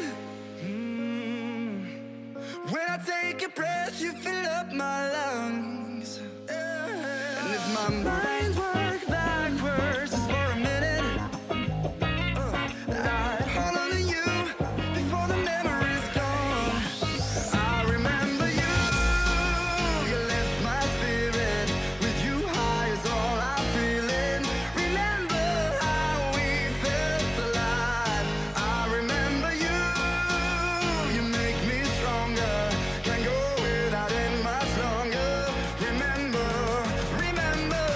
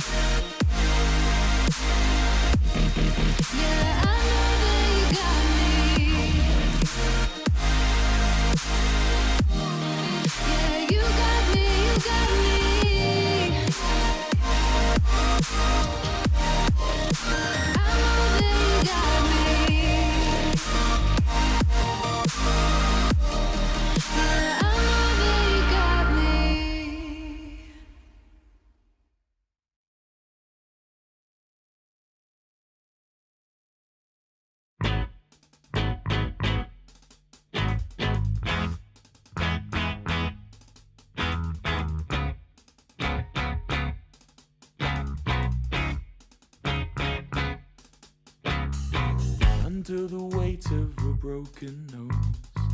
It's not that simple, but he won't seem to notice. There must be more to this. So leave those sinker states and let's book a holiday. We're painting all the counties in blue. 'Cause we're already boring and we're already hoarding. What else have we got left to accrue? And the ramblers will say it's got a marvelous. Tech issue solved, we think, comma, maybe. For the time being, they are, at least, we're into our second map of play all the way through, and we've got an E-sub in as well, out of left field. 10X is on the defensive side, Oomphies are on the attack, and 10X has the lead. Thank you very much for sticking around with us. I'm Time Late, about to talk is Goose, and Oomphies are taking the site. Oh yeah, here we go. Orbital Strike going through in Heaven as a showstopper is going to take the Raze Ditto in or by storm here. Annihilation is going to catch player as the retake from the Oompies is going to come through. Snakebite hitting the U-Haul as oh man, yeah, E-Sub ends up getting immediately taken down. Yeah, this substitute player coming in really clutch at the moment, and always looking for the hit. And oh my lord, 2 clean palm kills, but unfortunately with very little time on the clock, they're going to get away with just that acquisition of the ultimate and the rifle on their person. Okay, But- so I remember who the E-sub is, but I forget their name. So I'm getting clarification while I don't do 45 Google searches.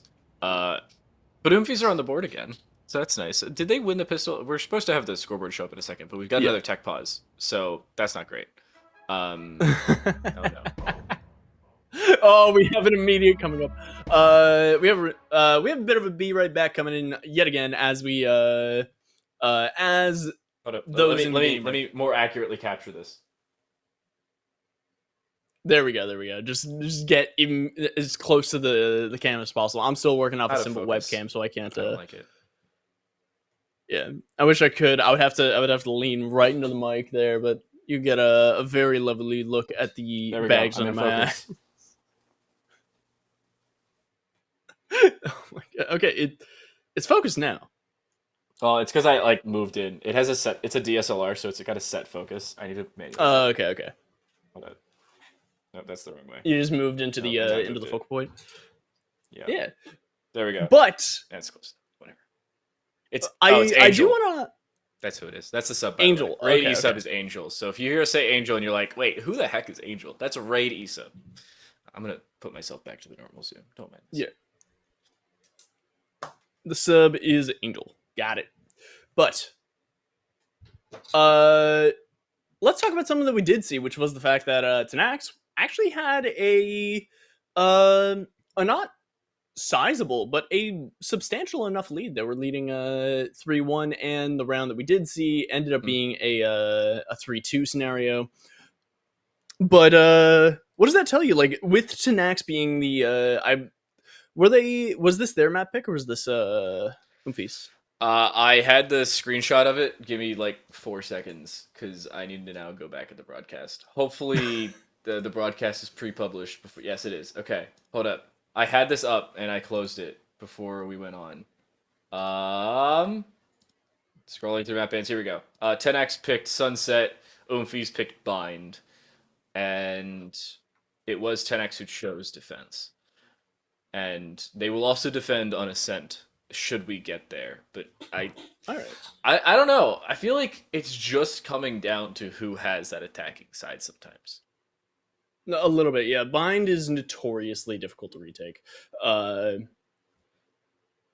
It is from a casual player perspective, just big old hallways that you got to deal with, several different peaking points. But on a more competitive lens, I believe that A site specifically is one of the hardest sites to retake in the game, isn't it? It has the lowest.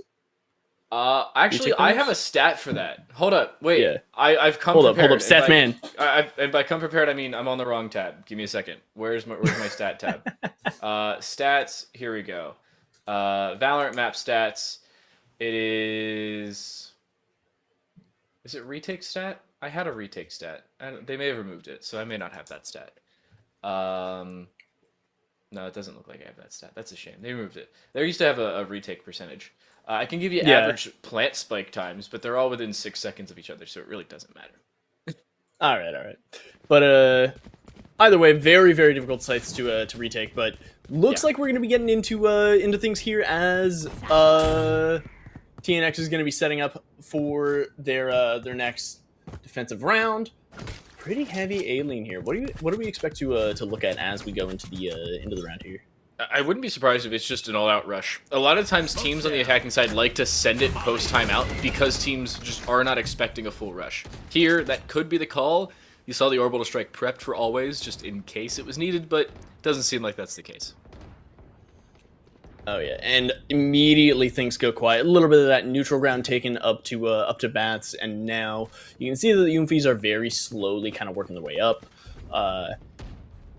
I hold by the belief that the extremities on this map are extremely important for them, because it just opens up so many different opportunities with the teleporter specifically. But man, some pretty Supercat just kind of dismantling the site on their own. Avery able to pick up a kill onto a Ray, and Cutis Watch also this. hitting the wait. They're running. They Oh heard my the double God. teleporter, so instead they're running to B. The problem is, because there's a second teleporter, they may be susceptible to both players taking this early rotation. Is Hookah cleared? Yeah. That's the real question. Angel, do they turn left? No, they don't! Avery waiting for them. What a bait and switch for Oomphies. We're drawn at 3. All right. That was really really well done. That is something that I do have to say about the deadlock pick specifically. I find that a lot of deadlocks like to take their sound sensors back, or the wall and her grav net are already broken when it comes to like retake scenarios. So you lose that sort of like global information that the cipher pick gives on this map. So that is one of the things that I've been seeing earlier in the set that we were watching before this, before we graced your ears. There was a lot of that sort of like teleporting game where teams were just throwing themselves through the teleporter over and over, and that is what we're going to be seeing right now. But this time it is to prevent a bats push. Last player standing. That one, the kill will most likely end it. We've got some bad news coming in from the production team. This was communicated with us just a few seconds ago. Because of the persistent issues with the Observer's game, which seemingly just is not staying up on a consistent basis, it looks like this one will be called early, at least on the broadcast side. Yes, the game itself will be played out, so if you want to go check out what the result is, vlr.gg, thespike.gg, there's probably 3 or 4 other sites that I don't use that you can find out. But this one seems to be Jover, at least for the stream. Goose. Yeah. That's it. All good. Okay, well, before we move on to the desk, any final thoughts on this game for Sunset and, well, 2.5 rounds of bind that we saw? 2.5 binds of the center of the first half. Tanax really putting up a fight. Yeah.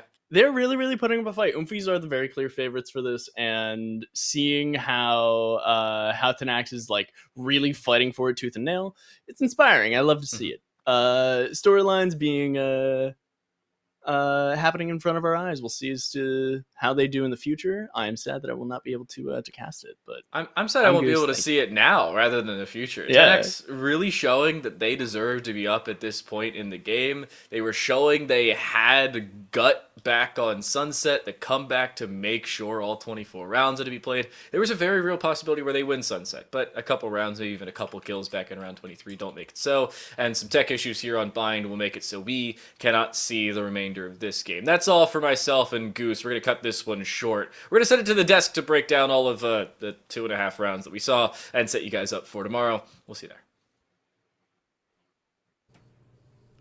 And welcome back to the desk, Zobi and Janice, yours truly. Now, we may have had the game interrupted, but we didn't want to take away from your deep dive into the game changer scene, so Janice and I are about to improv for who knows how long, whether it's a quick 2-0 or a 2-1.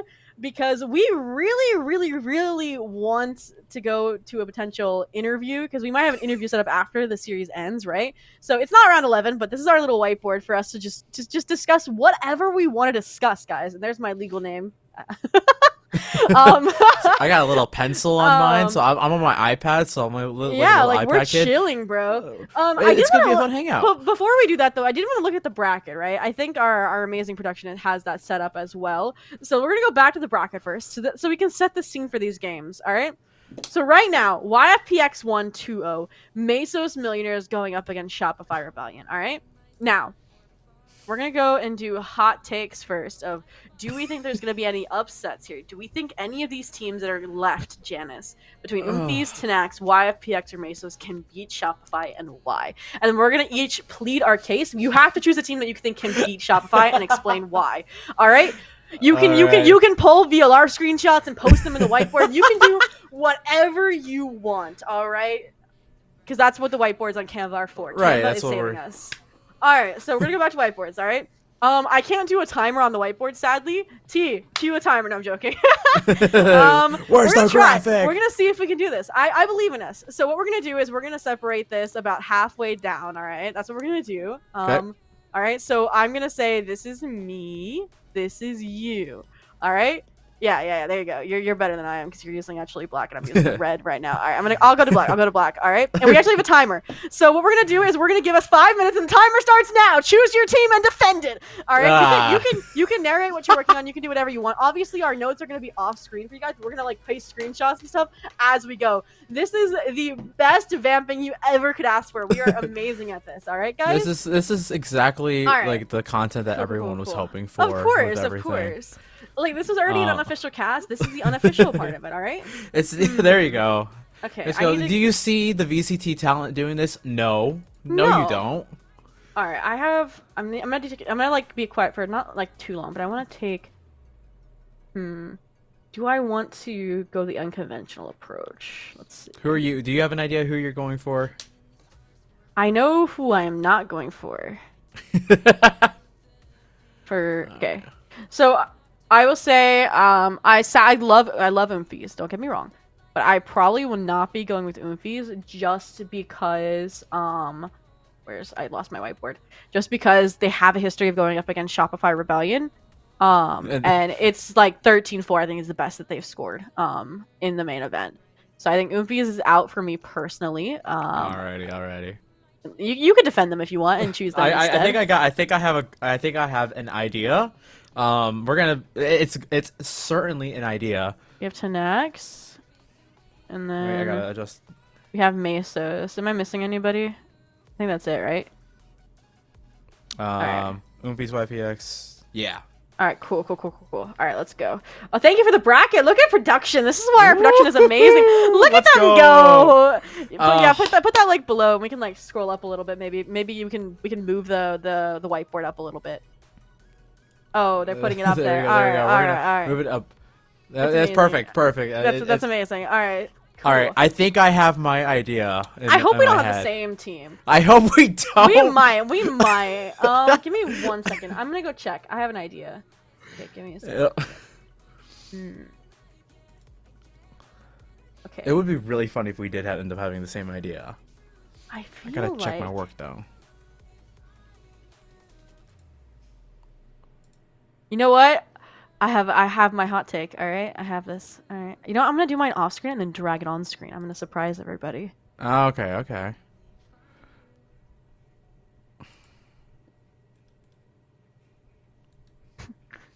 I think you can copy. I think you can like select and drag your text. If not, then all this is gonna not be. Is that what you're doing? Yeah, I'm going to in a minute. Yeah, I'm doing it off screen and I'm gonna drag it on screen. All right. Actually, I think I can highlight this and make it even smaller. Look, watch this. Whoop. Yep, there you go. Wait, I didn't select the part of the F. Wait, give me a sec. Okay, there. Do you have the one in the blue text underneath? Is that yours? Yup, that's mine. Okay. Can you give me the logo of the team name that I wrote below T? I would appreciate that. Our amazing production. I want to see Twitch chat right now. I would love to see chat, guys. Get some sleep, Prod. See you tomorrow. Thank you, Square. W broadcast. Yes. Let me go. Maybe we'll even get some score updates in here. In production, if you'd like to keep an eye on the Radiant server and ask them for score updates, maybe that could work out. That could help as well. All right, cool. All right, so Do I want to? Yeah, we're gonna full send this one. you're full sending that. All right. We're gonna do it. I was You're going with considering- that one? Okay, you know. You know what? This is not meant to be accurate. This is meant to be for fun. If I want it to be, so I here, mean, actually, we can stake our case as strong as we want it to be. All right. All right, I got this. Look at this. Look, do you see what I just wrote here? You're done. Look at this. Do you see this? What I just underlined? Do you see this? Do you see what I'm putting together? Yeah, I see it. I Uh-huh. see. There we go. You know what? You know what? I'm switching. I'm gonna go. We're gonna do this. What are you doing? I can't even see it. No, you can't switch. No, do I have to commit now? Yep, you do. Alright, fine. All right, fine. I'm gonna do. Oh, you're scrolling. You revealed it. You leaked it. How could you?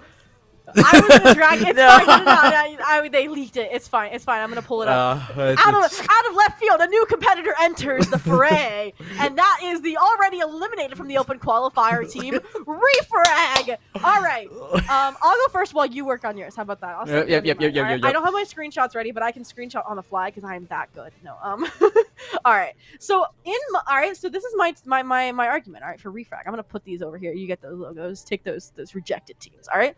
So obviously, Sabubu was on the original Reformed GC roster, right? But this was the core that stayed for Reformed, right? Which was Kazler, Millie, and Riv.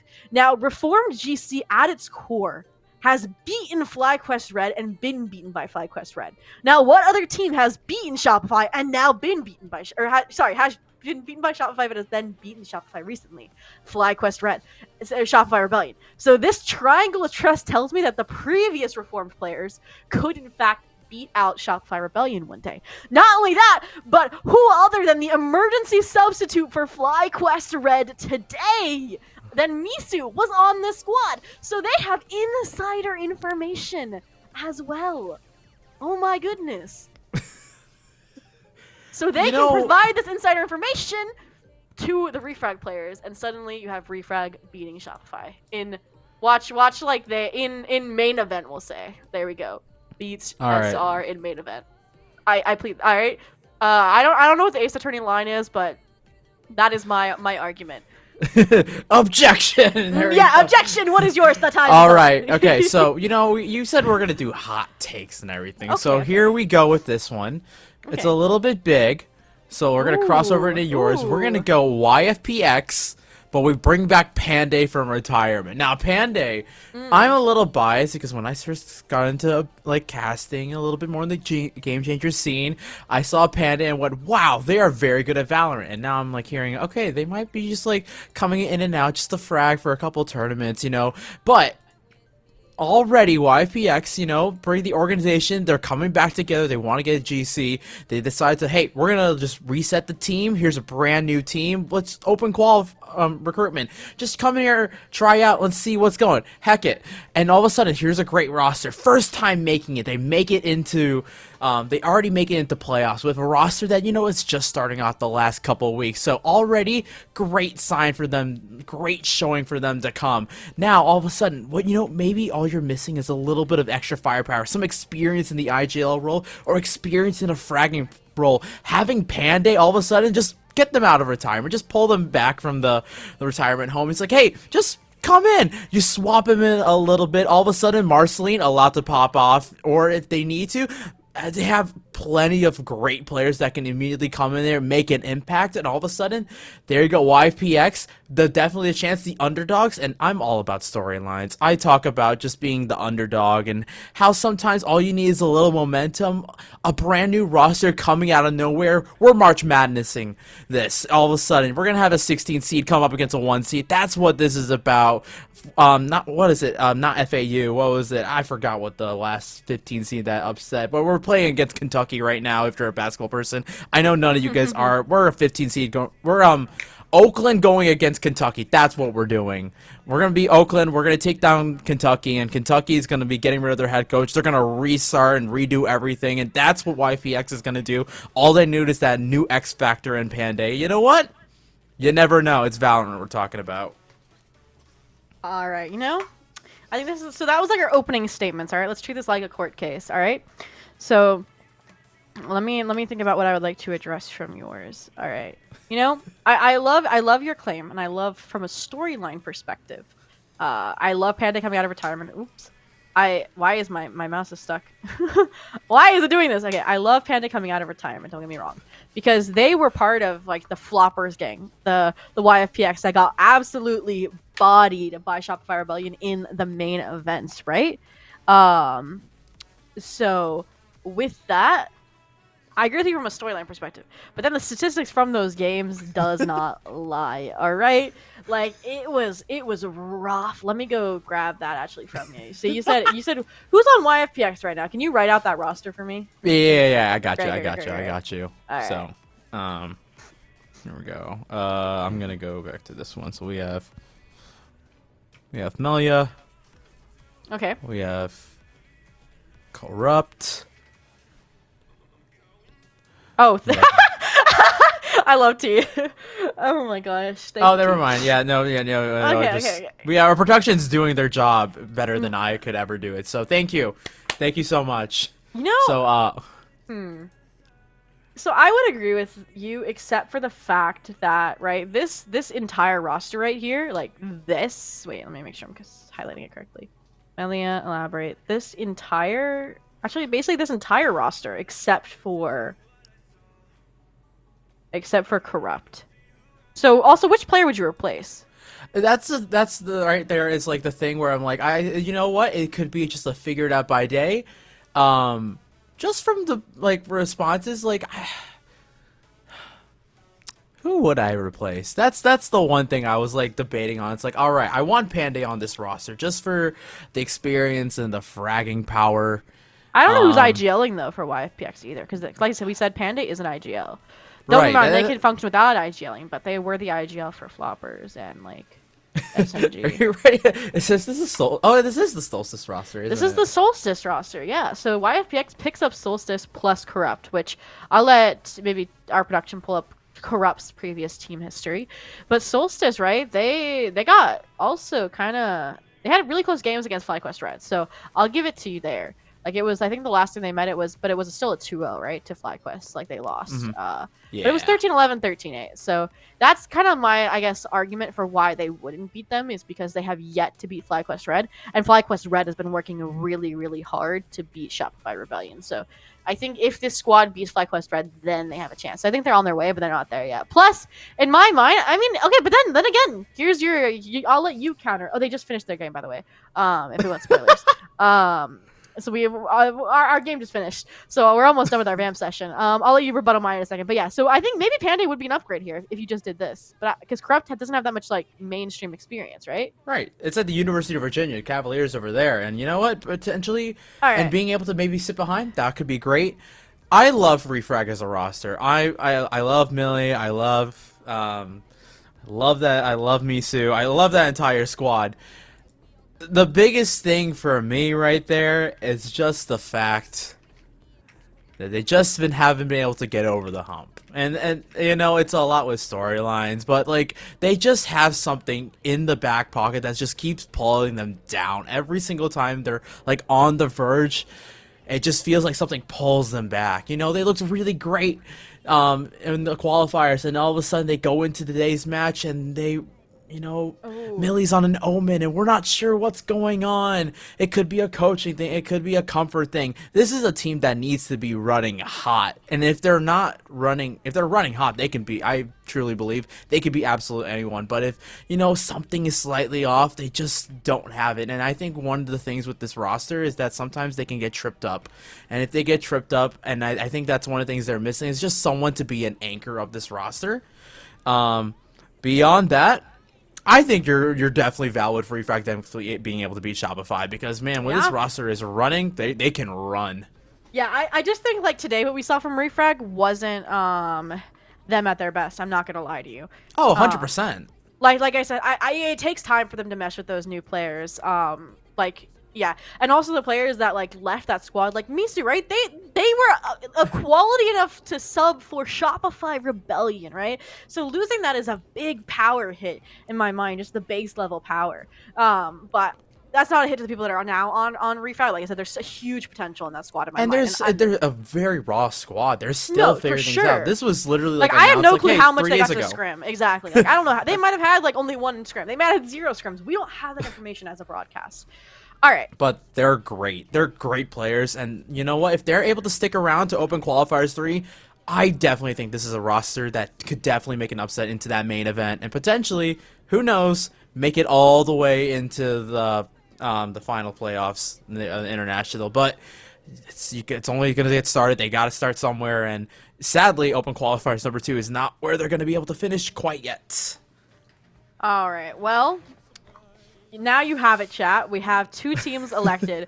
We have Refrag, you know, the old maybe plus Misu in my mind, and we have YFPX plus Panday. You can cast your votes in chat for who would beat Shopify Rebellion, and we may never know because these. I mean, we might know in the grand finals. There is a world where we get YFPX versus Shopify Rebellion. There is not a world where we get Refrag versus Shopify at the moment, but I said in main event. I said in main event, because then Refrag has their time to gel in chemistry. So we'll see if either of us are correct, but thank you for coming to our TED Talk.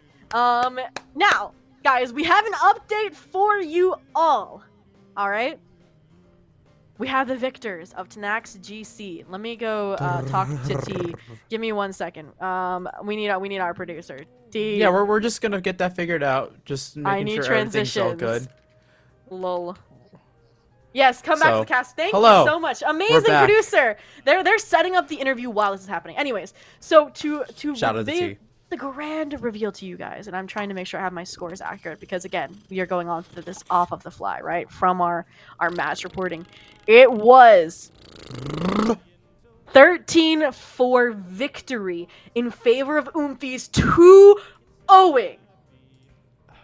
Now, a reminder, when we left this game, Janice, it was either a 3-1 or a 4-1. It was one of those two. I think it was 3-2.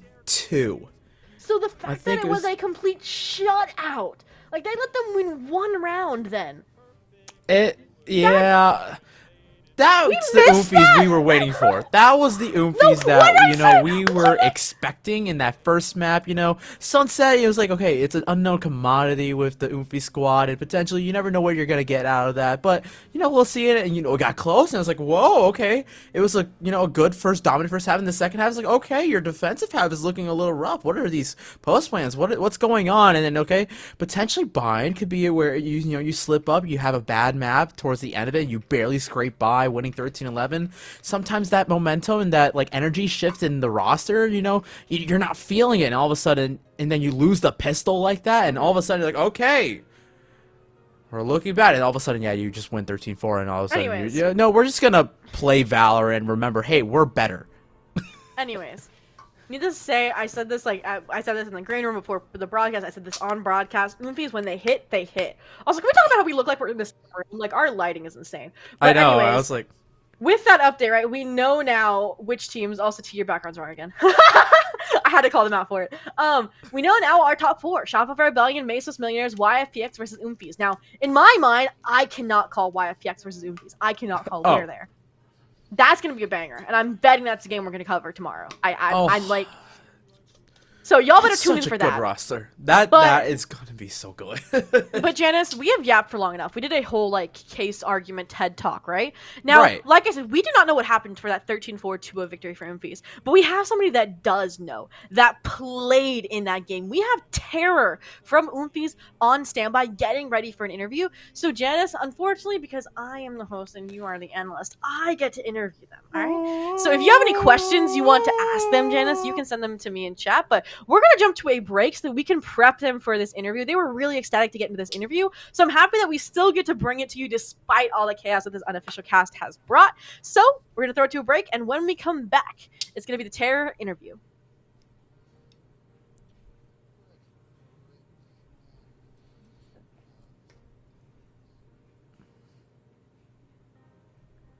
graphics wrong. Good job. Thank. All right. Hi, how are you? What are you doing here? I didn't run away. It was a strategic retreat. What is there to talk about? It's over. I ruined it. Well, yeah, of course I'm sorry, but no, don't forgive me. Why do you do that? Why give me another chance to mess things up? Because you... What? Those three little words, out of the blue, completely uncalled for, especially from you. Why don't you hate me? Why do you care? Can't you berate me? Isn't that fair? Where is your glare? Don't you dare leave our problems and pain on the shelf, because if you don't hate me, I can't hate myself.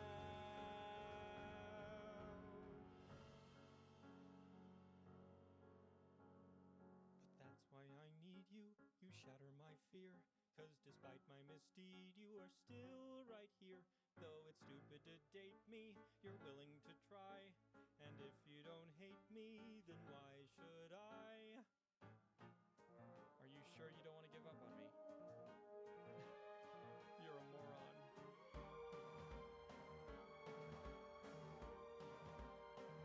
So you think that we could work? Here I thought I'd been the dumb one. What? You're forgiving me for all I did wrong. You're unmuting the song, and again I belong to someone. No, you can drop the stupid smirk. Though by now I guess you've earned that. 'Cause no matter how intensely I pout, your stupid face will win out. And I guess it's about time I learned that. And though we go together like a Chanel number 5 and Mace, at least it's not as dull as fitting like a glove. 'Cause you're a nightmare that I've not been dreaming of. But I suppose that when push comes to shove, fine, I love your stupid face.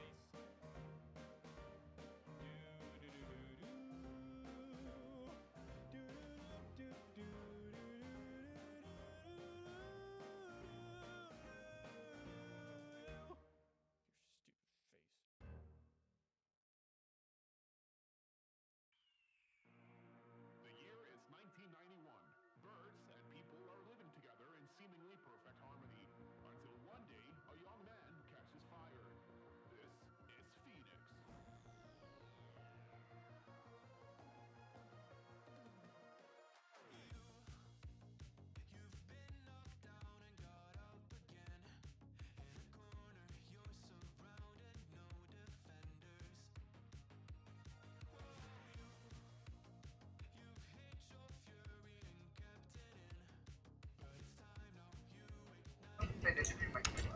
Welcome back to the Game Changers unofficial cast post-match coverage from our quarterfinals between Oomfies and Nax GC, where Oomfies took the series 2-0.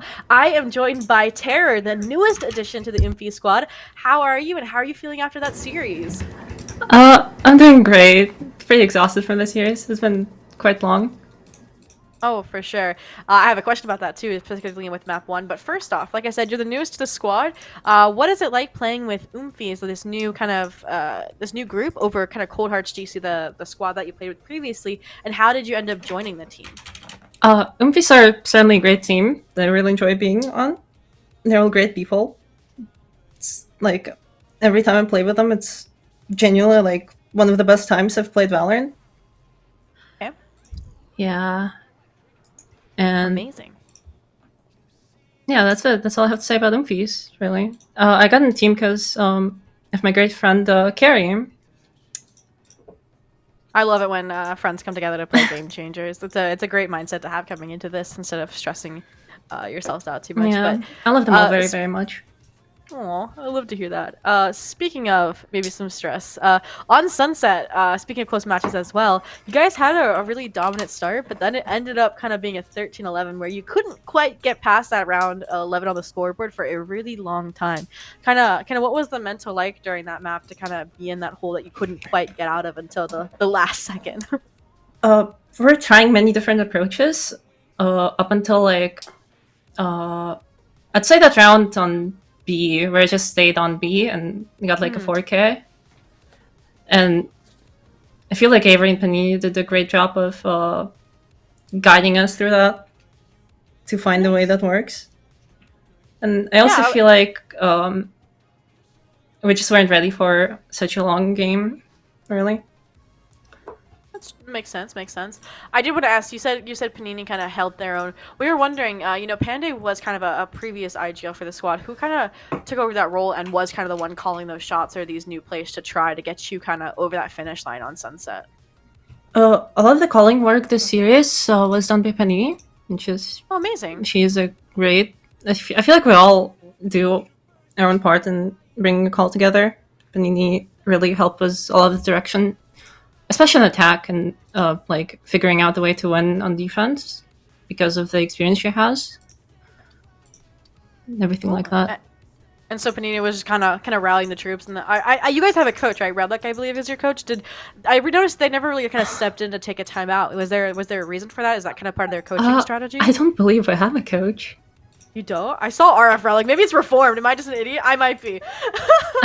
anyways, that's still really good context. And then I think the elephant in the room is Bind, because when we left that map, which was when the Radiant broadcast went down, I believe the score was like 3-1 favoring Tenax, actually. And then we come back and it's like, oh, you guys won 13-4. So how did you completely like turn the game around and shut them out completely? Like what was that like aha moment that allowed you to completely dominate from that point forward? For the first few rounds, I feel like we overcomplicate things a little bit, and a great call that was made was to just keep it simpler so that the 10x reactions will be a lot simpler. Okay. And we kind of just went from there and won out. Amazing. Well, thank you for that, because like we were just in awe, because we're like, oh no, we don't get to watch the rest of this, and the first map was really, really close. But congratulations, and now you're going up against YFPX. I feel like a lot of the squad, particularly on Newfies, has experience with YFPX as an org. Now that they signed Solstice, kind of what are you looking forward to in that matchup in particular? I can't really say myself. I've never played against the YFP players, but they seem really good, and I'm excited for that. Amazing. Well, thank you so much, Tara, for joining us. Obviously, you need to get your rest for that matchup tomorrow. And like you said, today was a long day. So thank you. We appreciate you just taking the time to interview with the unofficial cast. And I wish you immense luck in the semifinals tomorrow. Have a good night. Thank you. Good night. And with that, we are going to welcome back Janice to go ahead and close out our day 1 of the Game Changers unofficial cast, which is, I think, day 3 of actual open qualifier number 2. But Janice, it's been chaotic but a lot of fun, I feel like, today. It's been a long day for us, but it's been even a longer day and a longer week for players. But tomorrow it all ends up. We get to see who's going to be making the main event for Series 3 tomorrow night. It's going to be bangers after bangers, and tomorrow's semifinals. If we are doing the one that we think we're doing tomorrow, oh my goodness, it's going to be a slobber knocker. Like Oompies, they may have gotten their stream cut short today, but they won't tomorrow if they're on stream again, which I feel like Radiant will probably redeem them by streaming them again, like to make up for it. But like I said, things were chaotic today, a little bit outside of our control, but we hope you enjoyed the chaos. So if you enjoyed the broadcast, reminder that we do have a donation link in chat, a GoFundMe, because this is all crowdfunded. So like, yes, people are now getting paid instead of volunteering completely, but it's still nothing close to industry rates. We're trying to scrape by. People are still doing this out of the kindness of their own hearts. So thank you to them. Speaking of thank yous, we have to give a big thank you to one of our huge sponsors, Tech Nights by Emzra. So if you type in Tech Night, which I'm going to type in right now into the chat, it's actually an in-person meetup in Southern California for all marginalized vendors in the tech field. So if you are in SoCal and you want to meet up with some people that might share some of the kind of struggles or the interests that you do, it's a great thing to check out. And there is a link now in Twitch chat. So again, thank you so much to our supporters, whether you're donating, whether you're sharing any of the many social media posts that we've had. We appreciate it all. And speaking of appreciation, Janice, I appreciate you. I appreciate our forecasters today. And I appreciate T and Rachel, who were just pulling with the punches in the background of production, And we appreciate you for organizing this once again and being such a lovely host and adapting on the fly. And also, happy birthday to your brother. I know you were He doing turned that before. 24, bro. Yeah, I literally went from singing happy birthday 5 minutes before call time to jumping into this. And you know what? I don't think there's anyone in this scene that will do that and be Bro. still having this much energy and this much passion. So thank you, Zoe, for bringing me on. But I think, just like everyone, I think we're ready and retired, and we're going to get ready for another long day tomorrow. Yep, well, thank you everybody for coming out. Thank you so much for watching, and we will see you for the GC Unofficial Cast tomorrow. Have a good night.